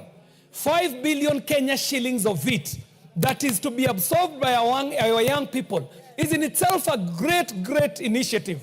And the call I would have here, Mr. Speaker, is for every leader to go back to their villages and mobilize these young people and let them know that if you're between 18 years and 29 years, here is a great opportunity for a very underserved population, even among the youth, Mr. Speaker, because we have some youth who are elite, who have been graduated from university, who have graduated from colleges, but this one is specific to Form 4 leavers who may not have benefited from any other program within government. Finally, Mr. Speaker, I must thank the President for tidying up funding within the youth space.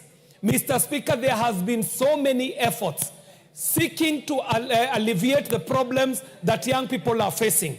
I am seeing, Mr. Speaker, that if we as leadership are going to take this Nyota as seriously as we should, we are going to have an affordable housing moment, a SHA moment, just as we had affordable housing moment with the housing, just as we had a SHA moment with health. This time round, Mr. Speaker, we have a great moment on funding that is available to young people, on training, on skills, on job development, and even recognition of prior learning for those who are not satisfied. So to the people in the Goreti South constituency, if you're between 18 and 29, if you are a person with disability, you're being called upon to step up to the plate, *254#. Please register to this thing. And I must thank Honorable Alice Wamboi for bringing this to the House. Thank you very much, Mr. Speaker. The two members, I'll give a chance, make it very short. It's not the main business we have. But before then, allow me to acknowledge in the presence in the gallery the following schools: Ewangan Primary School, Kajiado East, Kajiado County, and then Ewangan Junior Secondary from Kajiado East, Kajiado County. Let me call upon the Honorable Member, Kakuta Mamai, just to welcome these students. He's in the house. Please give Mamai the mic. Honorable Speaker, thank you for the opportunity to welcome our students from my constituency to the House of Parliament. I would like to encourage our students. Welcome to this Supreme House here. We are very grateful to have you here, and I'm very happy that our teachers were able to bring these students and expose them to our city, Nairobi, as well as to the National Assembly. These students come from very, very remote villages in my constituency, and I like to encourage them to study very hard because the sky is the limit, and if they study very hard, it is possible to also eventually have one of them here. So I like to say welcome, karibuni sana, study hard. As your MP, I will continue to work very hard to make sure that you have good infrastructure and a conducive learning environment that will make you leaders for tomorrow. Thank you, Mr. Speaker. The Honorable Undo. Thank you, Honorable Speaker. Let me also allow me to make a comment on the Nyota program. Honorable Speaker, our youths in this country who didn't have ability to go to universities and premier colleges, and those who are disposed towards entrepreneurship and business have been routinely left out.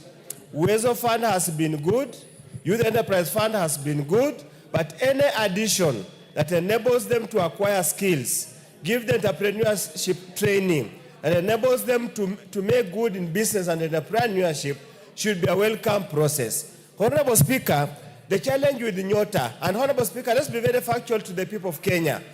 This program was rolled out in May, and boys and girls registered through Safaricom. Because of corruption of the data, the process being repeated, the mistake is happening again. We are going through the same service provider without having an alternative, Honorable Speaker. Honorable Speaker, I can tell you, for example, they came for training. The ones they found in Funyula, 70% of those who came for the training were not boys and girls from Funyula constituency. Because when they were asked to fill where they come from, anybody from anywhere would fill. Quite a number of those who were supposed to attend did not come because when they were called, some said they were in Mombasa, some in Lunga, some in Nairobi. So it defeats the process of identifying local boys and girls under the age of between 18 and 29. I urge again, whichever state department is given this responsibility, to rethink clearly, because whoever indicates on Safaricom that comes from a particular area might not necessarily come from a particular area. We therefore urge that the government relooks at the entire process of identifying these young people so that we can only benefit the locals at the local level. Thank you, Honorable Speaker. The Honorable Hillary, and I think this may be the last one because that's not the main business today. And order, honorable members, order. In fact, be reminded that it's me who propped out members to get note of Nyota. They were not. So please treat me with a lot of kindness. Proceed, Honorable Hillary. Thank you, Mr. Speaker. We are treating you with a lot of kindness. And this matter is a very serious matter of national importance. Mr. Speaker, since we got elected, the idea of our impatient youth have been always a cry for them to be given an opportunity to do business. Now, this idea, Mr. Speaker, has provided itself perfectly through this World Bank-sponsored project of Nyota. Mr. Speaker, the constituency where I come from has 4 wards. And in every ward, Mr. Speaker, 75 youth are supposed to get this support, business support of 50,000. Meaning that 300 youth will get a whooping 15 million, Mr. Speaker, to do startups or to expand existing businesses. So, Mr. Speaker, this is an online application that knows your identity card and the ward you come from and the constituency you come from, immediately you enter. The business of members of parliament, Mr. Speaker, is to mobilize our youth to register within that age bracket and to answer simple guiding questions. After star 254, they go to the Nyota option on number 4, Mr. Speaker, and it guides them on where to go. And this is a project that is estimated to last for 5 years at a cost of 20 billion, Mr. Speaker. All we are asking the provider and the World Bank, Mr. Speaker, is to now start using local consultants. The World Bank is being unfair to our local consultants, Mr. Speaker, in this project. It approves very fast foreign consultants and takes a lot of time, between 7 to 11 months, to onboard local consultants. And these are the local consultants who are supposed to be available in every part of the constituencies and every part of the country, Mr. Speaker. Mr. Speaker, I ask the young people of Kipkelion West to register today and enroll, Mr. Speaker. Okay, I'll give a few more, but make it very brief, just 1.5 minutes. Honorable Mayaka, be very brief. Thank you very much, Honorable Speaker, for this opportunity so that I can also add my support to this Nyota program. Honorable Speaker, the first thing that I really want to encourage the youth of this country to do is the fact that you're using a USSD code. So it makes the process very easy. But also, there are 3 very important aspects of this program. There is the program for 70,000 youths who are going to be trained on job experience. There is the one for 100,000 youths who can get access to 50,000 for businesses. And then there is a program for 600,000 youth to be trained on how to use AGPO and the procurement process. And therefore, Honorable Speaker, I just want to encourage the young people of Nyamira County and the whole country at large to take advantage and access these services as soon as they can be able to, because in this time and age where there are no jobs available, we want to encourage the young people to also own their own businesses and become their own employers and to be able to have their own projects to work out there. So with those few remarks, I do support this program. I thank you.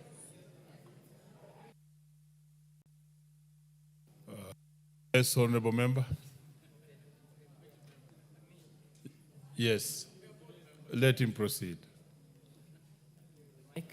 Thank you, Honorable Speaker. I want to echo and also thank the President for coming up with this Nyota program, where at least the youth of this country will get an opportunity to do business. Honorable Speaker, this program covers youth from between 19 and 35 years. And I'm excited because yesterday we had a program for updates on the same Nyota program in Kapsabet yesterday, which was actually led by PS Belio in Nandi County. And this is an opportunity for our youth who are young entrepreneurs to at least follow these steps and ask for this funding. Most of the times, Honorable Speaker, the youth always say we don't have capital. But this is a chance. You start small as you grow your business. So I want to urge all the youth out there, especially in Mgwen constituency, where they had registered close. You have an opportunity between now and 12th of this month. You register through that Nyota program, and you answer simple questions on the aptitude test. When you a beneficiary. Finally, I thank the ministry for coming and using the technology. Right now, in this digital space, we need to use technology, get those data correctly so that we can choose the correct people who will qualify for it. Thank you, Honorable Speaker. Honorable Bissau, 1 minute. Thank you, Mr. Speaker, sir. The intention for Nyota is very good, but the process, the implementation from the selection, as much as we are using the USSD, that is correct. But what is very critical is to ensure also that the grassroots leaders, the people's representatives, are involved. And here we are looking at the MCAs, we are looking at the Member of Parliament, so that yes, we can have it successfully implemented. And to sum it up all, yes, the government is doing what is correct by supporting our youth. And despite the good intention, we have to ensure that the entire cycle is well articulated and well maintained through the local leadership. And I also want to encourage the youths in Trans Nzoia to go ahead and register. I know the process took place 2 days ago with no involvement of the local leaders, but I think now that the issue had been opened up, we encourage them to ensure that they get out in good numbers and ensure that actually they apply so that they can get capital to do their businesses. Thank you, Mr. Speaker, sir. Basil, 1 minute. Thank you, Mr. Speaker. I want to join my friends to actually support this initiative. The Nyota program is one of the best programs, particularly when it comes to seed capital to the young people all over the country. Mr. Speaker, we need to align this Nyota program with the TVET so that those who are trained from TVET can actually use the money to apply the skills acquired in TVET institutions, Mr. Speaker. I also want to take this particular moment to encourage youth from Yata constituency to register. And considering that I have Wi-Fi hotspots in my constituency, this is a good moment for the youth in my constituency to use this particular opportunity to apply for Nyota money. Mr. Speaker, the only concern I have is actually the criteria used to select beneficiaries. We need to make it as explicit as possible and sensitize as many youths as possible so that they can benefit from this great initiative that is going to build the resilience of so many youth who are grappling with unemployment. Thank you, Mr. Speaker. Engineer.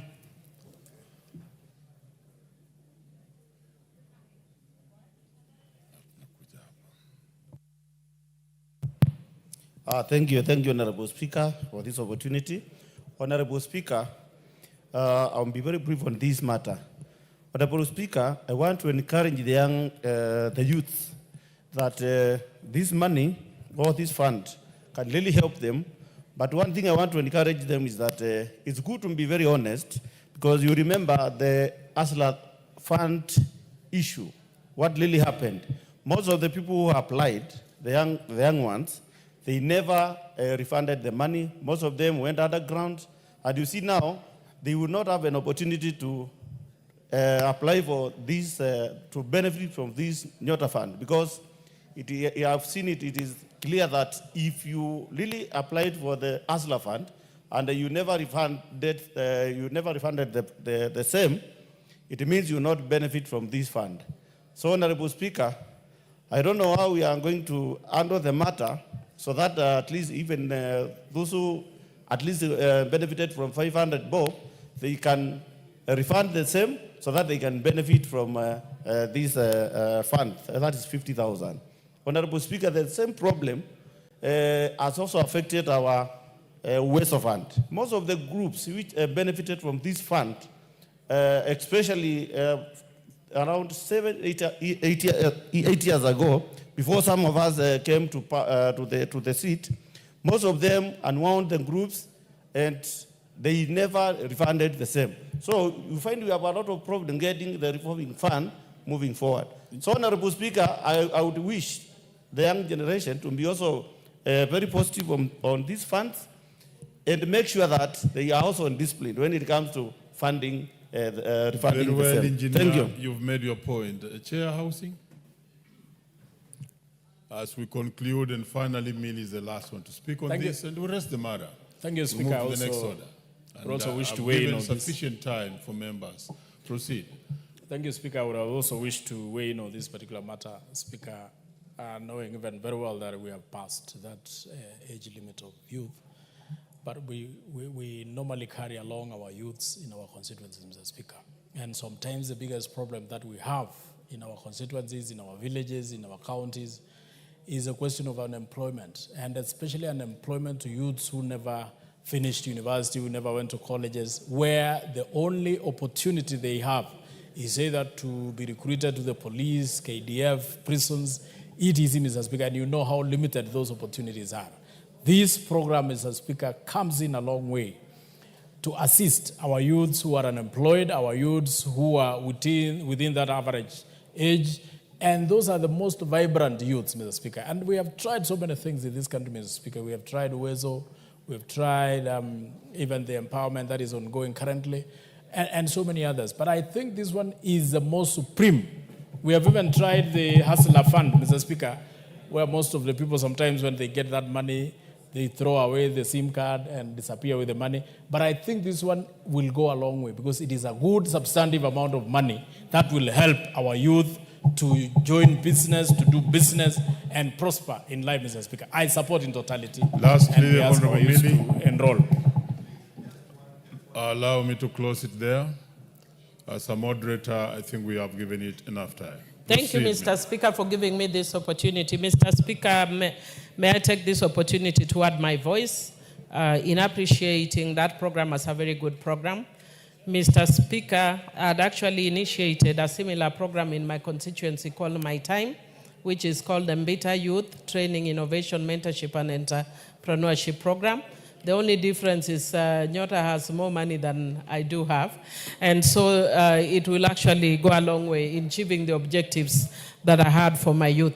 Mr. Speaker, one of the things I like about it is the component of training of young people and acknowledging the fact, Mr. Speaker, that we have very many young people who have finished their high school, and some even have gone up to university, and do not have jobs. So for a lot of the young people, in the past we have relied on formal employment, but we must learn that now, the way the economy is going, that we'll be relying a lot more on self-employment by the youth. I think one of the things that this program needs to really focus on very strongly is the issue of monitoring, so that there is, so that the youth can get back, not only get back because again it's a grant, but that the money is not wasted. 50,000 may sound very little to some of us, but to a young person, 50,000 is a lot of money. And if it is not used very well, my deputy here is telling me there will be, some of them will use it on Jabba. And I wrote yesterday that there is a song in the Luo community, Jatum Chamo Jabba Nendo. The musician swallows Jabba and sleeps. There's a musician who is crying, the wife has left him, and the only thing he can take is Jabba. Mr. Speaker, if we don't train our youth so that they know that this is their future, then it might go the same way that the other funds have gone. How I wish that the other funds could be consolidated, other initiatives could be consolidated into this, especially the ones that affect the youth. And how I wish too that we would give priority to young women, because there's a presumption that when you say youth, that youth is male. We don't usually think that there are youth that are also women.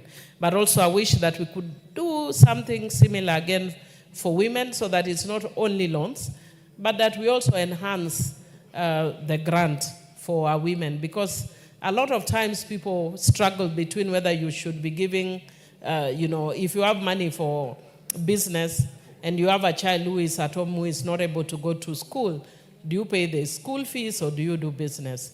But otherwise, this is a really good initiative, and I thank Honorable Alice, who is also my classmate in Daystar University. So we've become young at heart again. We are doing very well, doing our PhD in leadership and governance, Mr. Speaker. Thank you, and I do support this initiative. We go back to statements, and the last one is from the Honorable Wader.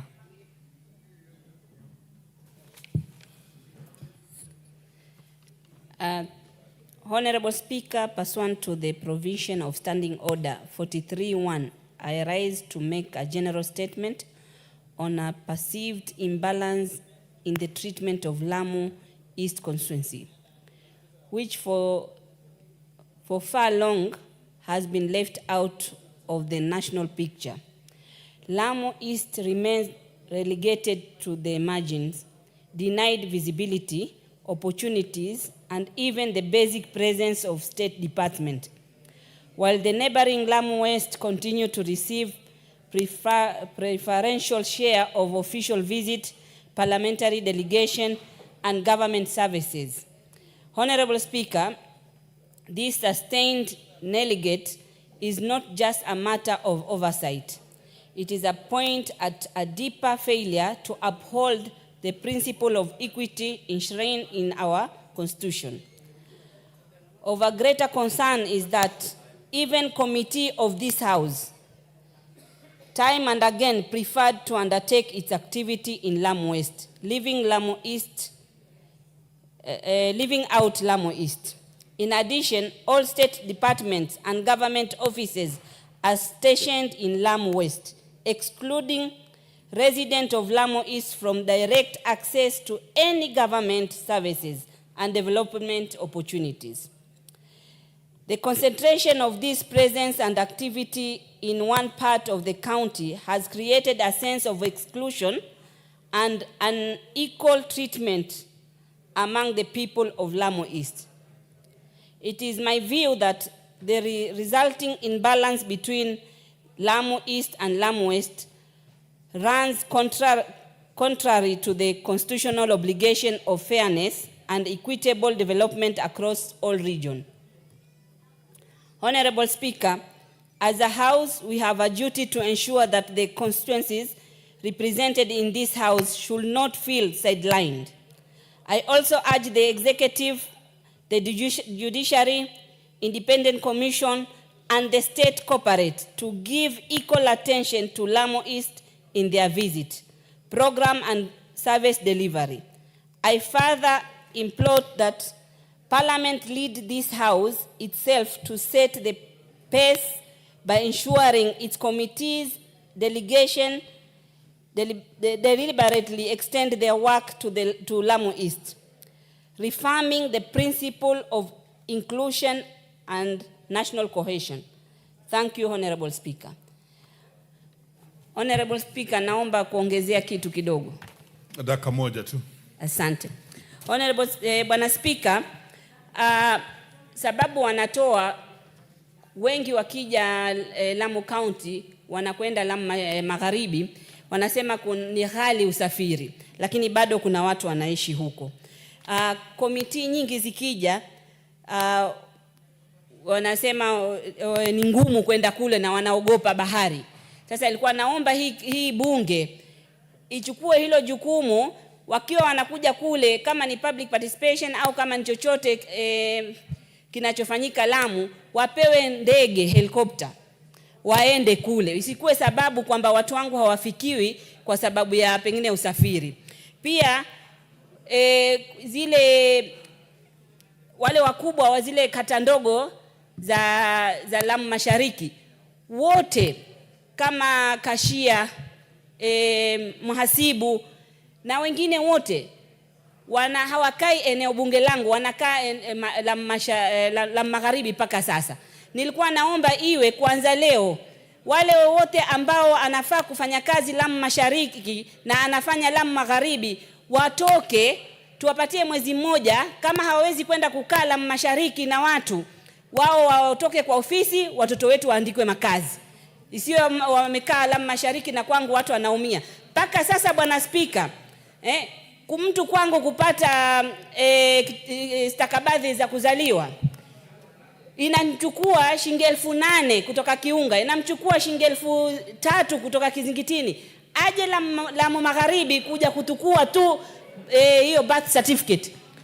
Inaniuma sana Bwana Spika. Hata wewe ni mwalimu, birth certificate unajua zina muaffect vipi mwanafunzi. Hii mambo ya names hawapati kuwekwa. Tafadhali uwe mfupi, sababu mwenyewe uliandika statement yako na hata ukaandika mambo yote. Tafadhali malizia. Sasa nataka watu wajue hivi hapa, nataka hata wewe ujue kwamba names kama haandikwi hapati pesa ya capitation, hapati vitabu. Sasa ukikosa hizo vitu vote, kisha mnafanya mtihani mmoja na wanafunzi wote Kenya. Na ukifanya mtihani mmoja na wanafunzi wote Kenya, ndio zile results zinakuja ma D- na D na E. Hizo zinachangia insecurity, ukosefu wa usalama. Asante. Honorable member, you had a chance to put all that in the statement, and this house would have still appreciated the entire speak. Thank you.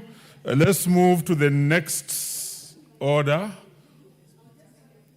which is the responses to statements. And the first one we begin with is a response to the Honorable Mark Mwenje, Embakasi West, Honorable Ali Wario, MP Gasen, and Honorable Rahim Dawood, MP North Imenti, by the Chair, Defense, Intelligence and Foreign Relations, on inclusion of various sub-counties in the upcoming Kenya Defense Forces recruitment exercise. Is the Chair in the House? Proceed. Thank you, Honorable Speaker. Honorable Speaker, the Honorable Member for Garten, Embakasi West and North Imenti constituencies, Honorable Ali Wario, Honorable Mark Mwenje and Honorable Rahim Dawood, pursuant to the provisions of Standing Order 44 2C, requested statements from the Cabinet Secretary for Defense concerning the upcoming Kenya Defense Forces recruitment. The members specifically sought clarification on the following. Number one, inclusion of candidates from Tarasa and Kokane sub-counties in the upcoming Kenya Defense Forces recruitment program.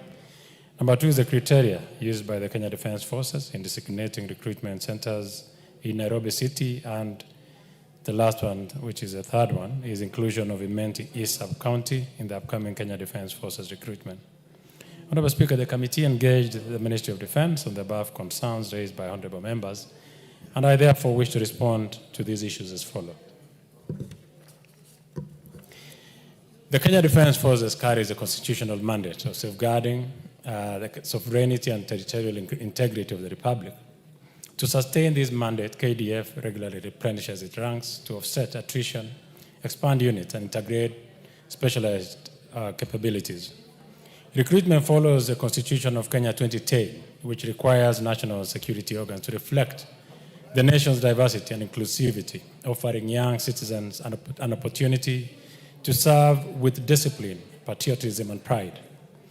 The upcoming nationwide recruitment exercise is scheduled to commence on 13th of October 2025, covering all 412 sub-counties, as provided by the Ministry of Interior and National Administration over a 2-week period.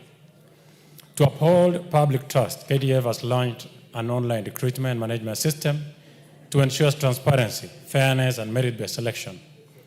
Honorable Speaker, it's important for members to note that, and this has been an attribute of conmen, that no calling letters will be issued manually.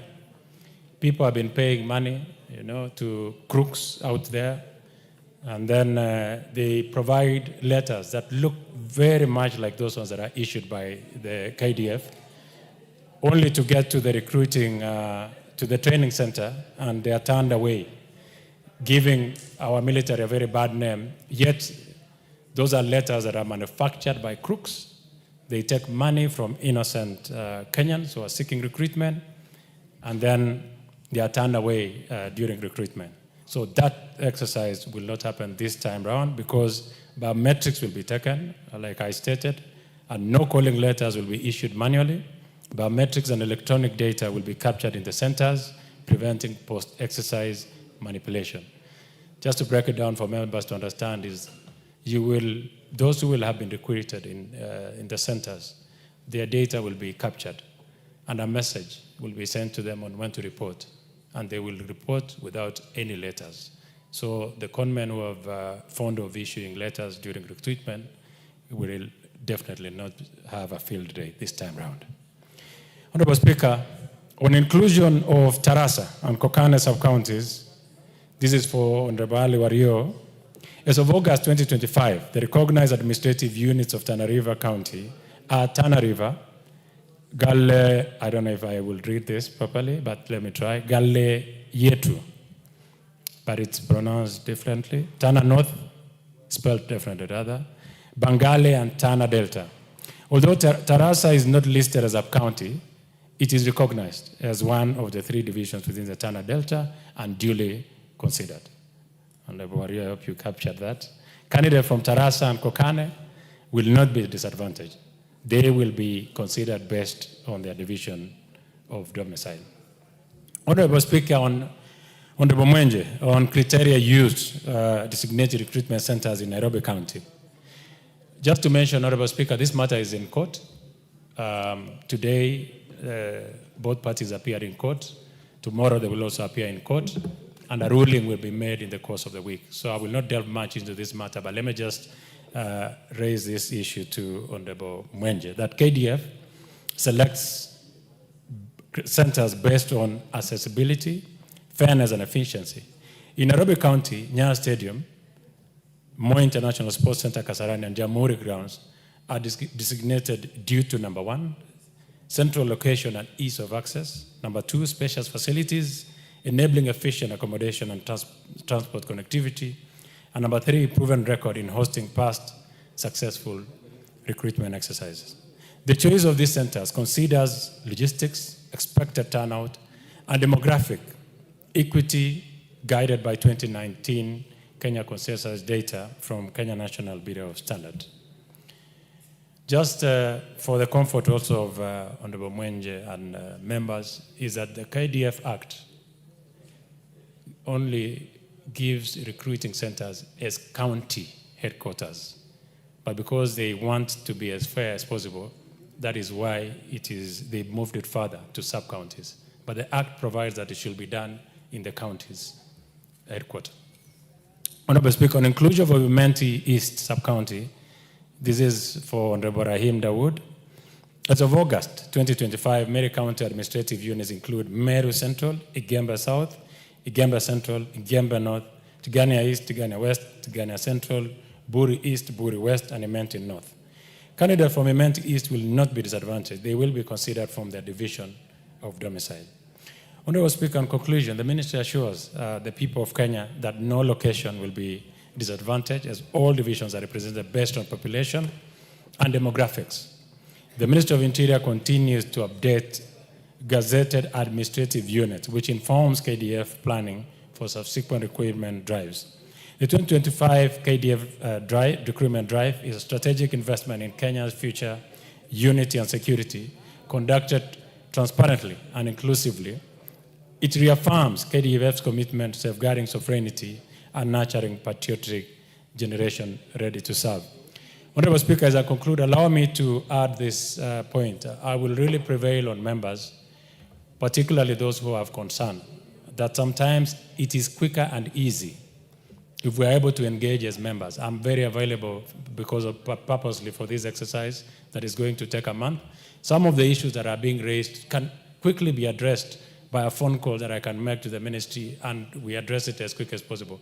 When we have these exchanges, sometimes it takes time because of the bureaucracy. By the time it gets to the ministry and gets back, yet a response that we'll have gotten here, Honorable Speaker. So I want to indulge members that if it is possible, I will prefer that we handle this thing off the plenary and make sure that all the questions that you raised, I am able to, or any member of my committee is able to address as quick as possible. Most of these cases that appear and are coming up now are almost similar in nature. It's either administrative unit that has been forgotten or some centers that have been misspelled or, the normal cases that we have and people feeling disadvantaged. I really want to prevail on members that I am available. The Ministry of Defense is available to respond to all the questions that you might have. And for better serving the members, because this is an extremely contentious issue, I'm saying I'll be availing myself for the entire month for the questions that you have. Let us sit down, let's build consensus so that we can have a transparent process as possible. Thank you very much, Honorable Speaker, and I submit. Very well. Is the Honorable Mwenje in the House? And if you are the three of you, then each Honorable just one bite. Beginning with Honorable Mwenje. Thank you, Honorable Speaker. Honorable Speaker, let me start by expressing my utmost disappointment in the response that I've received. Honorable Speaker, it's true that this matter has gone to court, and all 19 members of Parliament from Nairobi are the petitioners. Honorable Speaker, this came as a result of us engaging. I want to start from where the Honorable Nelson Koech ended. We wrote a letter, and I'm glad he's here today, Honorable Koech. We've not been able to find you for quite some time. We wrote a letter. 19 members of Parliament. The first challenge we faced is that you cannot deliver a letter at Ulinzi House, at DOD, because you are not even granted access to get in there. We managed to get in there, served a letter, and requested for a response within 7 days. 7 days, 8 days later, there was no response from the Cabinet Secretary. Members of Parliament from Nairobi held a press conference. That is when DOD felt they would now want to engage us. Now let us go into the response that is given us. He said there are 412 sub-counties. They got the list, so they know the total number of sub-counties. In Nairobi alone, we have a population of 5.5 million. Honorable Speaker, just for the record, we have 17 constituencies in Nairobi and 18 sub-counties. The Kasarani constituency, which is one of the largest, has 2 sub-counties. So, Honorable Speaker, in his response from the Cabinet Secretary, is that out of 17 constituencies, 18 sub-counties, there'll only be 3 recruitment centers. While in the other 273 constituencies, we have 290 constituencies, Honorable Speaker. 273, remove the 17 from Nairobi. 273, there will be recruitment in the 273 constituencies. But when you come to Nairobi, that is where you draw the line.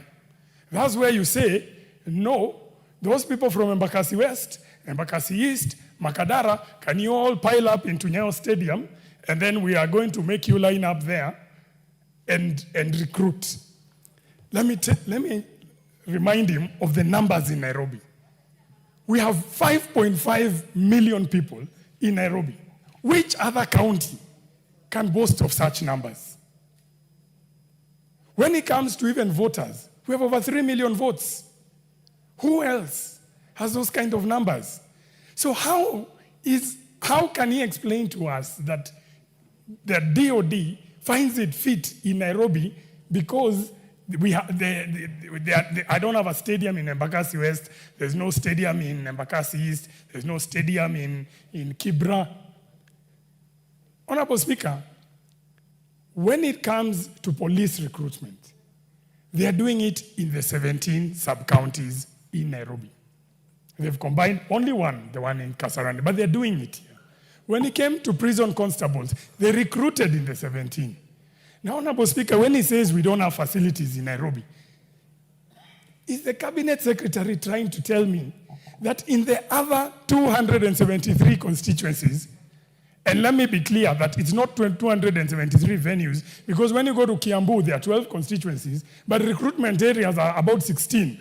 Is he saying that in all these areas, and I apologize, I don't refer to him, it's just because it's the one who's read, but it's from the Cabinet Secretary, is she saying that there are stadiums in all the other constituencies? Is that what you're saying?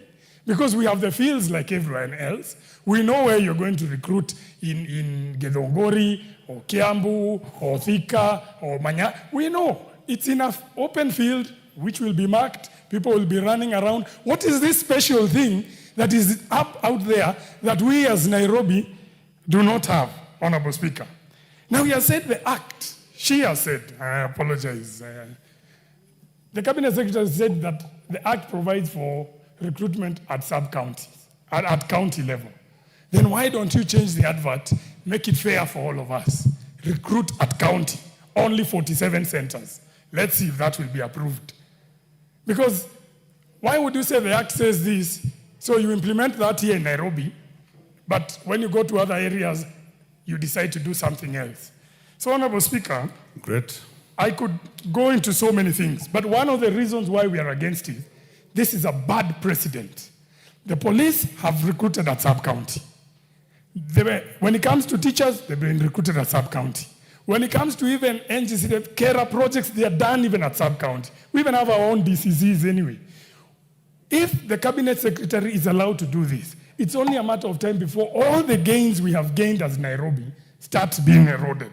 That is why, Honorable Speaker, I'll not go into the details because I have our legal arguments, but because the matter is sub judice, I'll not pursue it further. But I will tell them, and I want to make this very clear, Honorable Speaker. This is discrimination against Nairobi. Well. Just a second, Honorable Speaker.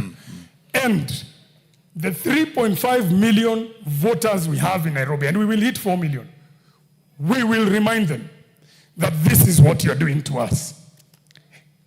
We are hoping that the courts will give us orders, but if we don't get, we will remind them. And for CS Tuya, we know she hates Nairobi, and we're going to keep that in mind. Thank you, Honorable Speaker. Order, Honorable Mwenje. If you have to discuss anyone, then you have to bring a substantive motion. Okay. Do we have the Honorable, also interested in this matter, Honorable Ali Wario? Be brief, because you are three of you.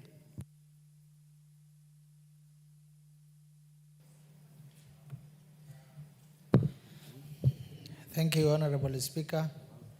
I thank the Chair for the response, but not satisfactory. Honorable Speaker, Garseni constituency is 16,000 square kilometers. Initially, before this administration came in, we had only one sub-county called Tana Delta.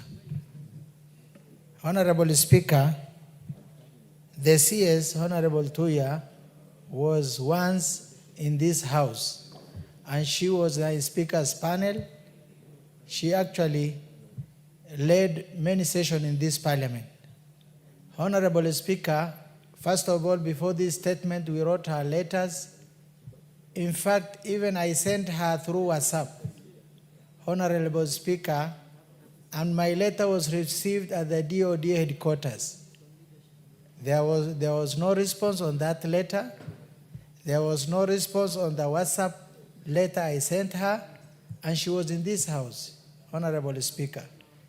Honorable Speaker, Garseni constituency, the tail end of Boni Forest is in Garseni constituency. We suffered a lot under Al-Shabaab. Honorable Speaker, when you go from Malindi to Garsen, you encounter a KDF roadblock because of its security. Honorable Speaker, it is very unfortunate. We have one government under one flag. They know the sub-counties of this country gazetted by this government of the Republic of Kenya and the leadership of William Samoei Ruto, the president. But it is unfortunate when the KDF say they don't have the gazetted sub-counties. One of my sub-county called Tarasa, there is a DCC serving there. It is fully operational.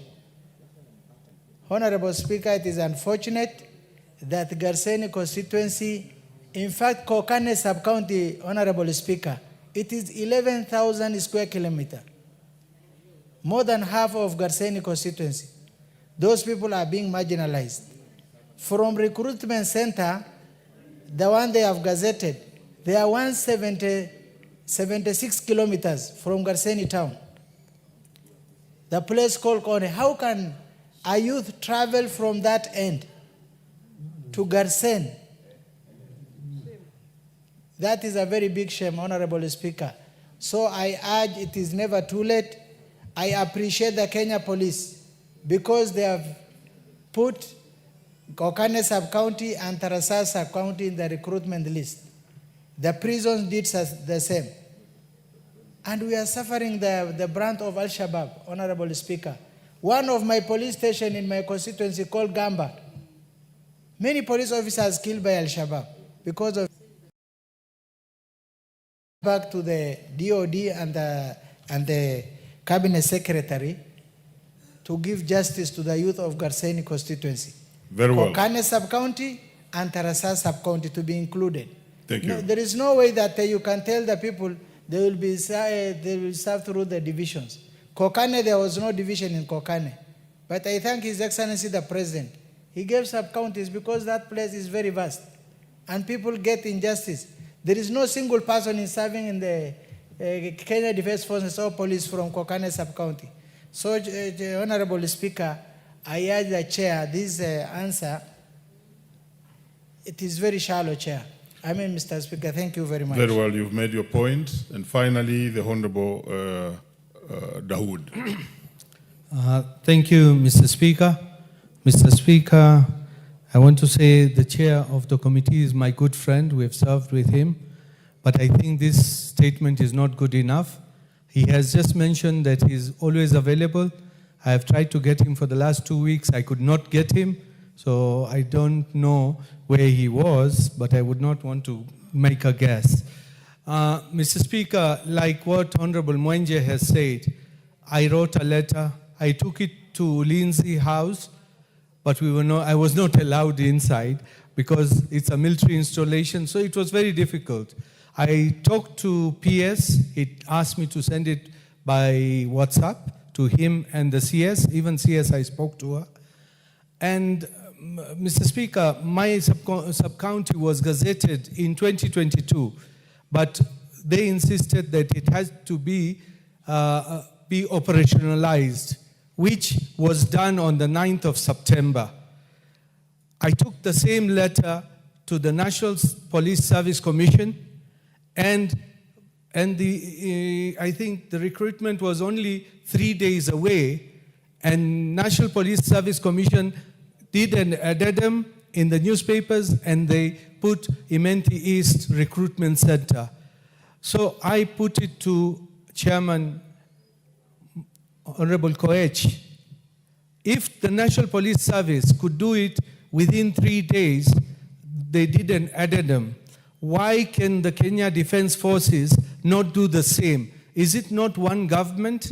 I wonder, because if it is the same government, KDF should follow in the footsteps of Kenya Police Service, National Police Service Commission, and do an addendum.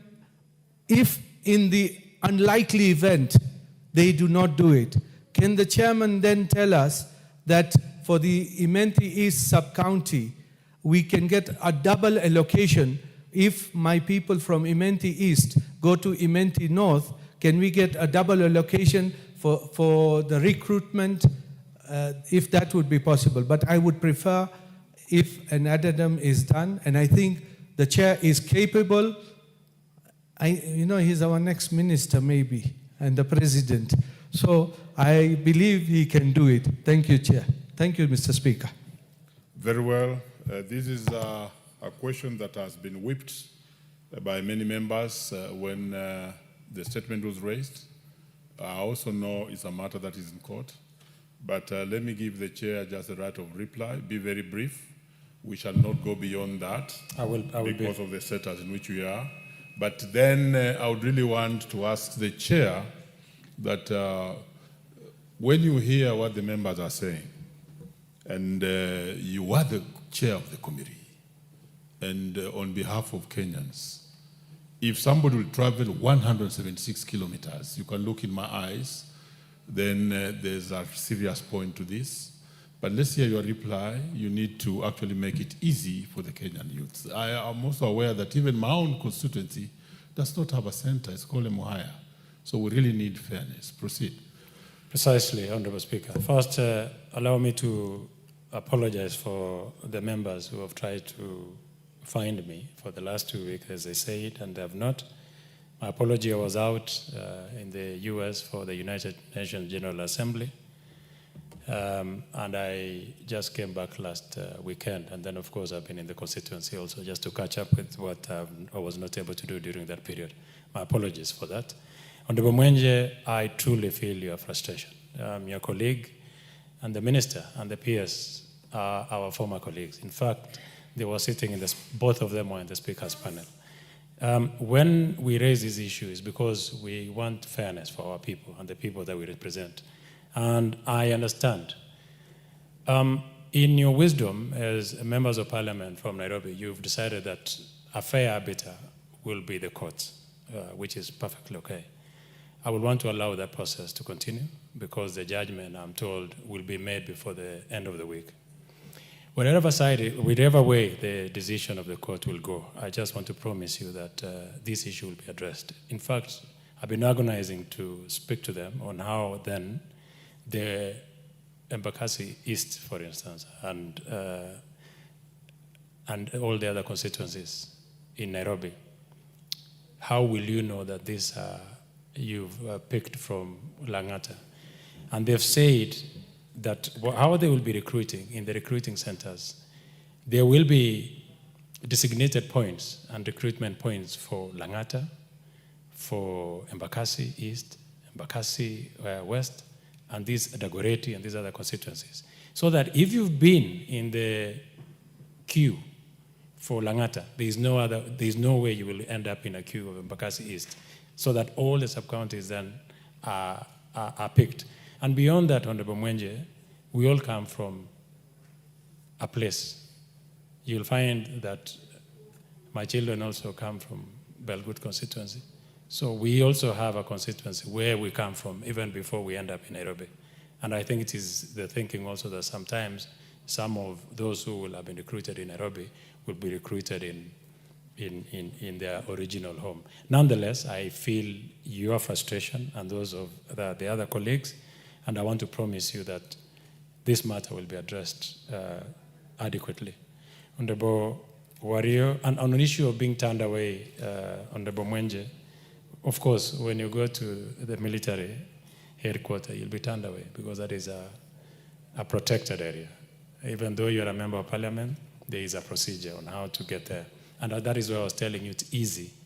The Constitution has provided that the chairman become a link between parliament and executive, and that is my role now to take on your behalf. And I promise you that I will listen to you, and I will listen to the people that you represent, and I will make it happen, that you are heard fairly. On Honorable Wario, I also understand, like the Speaker said, I mean, if you're talking about 70 kilometers, to go 176 kilometers. 176? Yeah, your constituency is vast.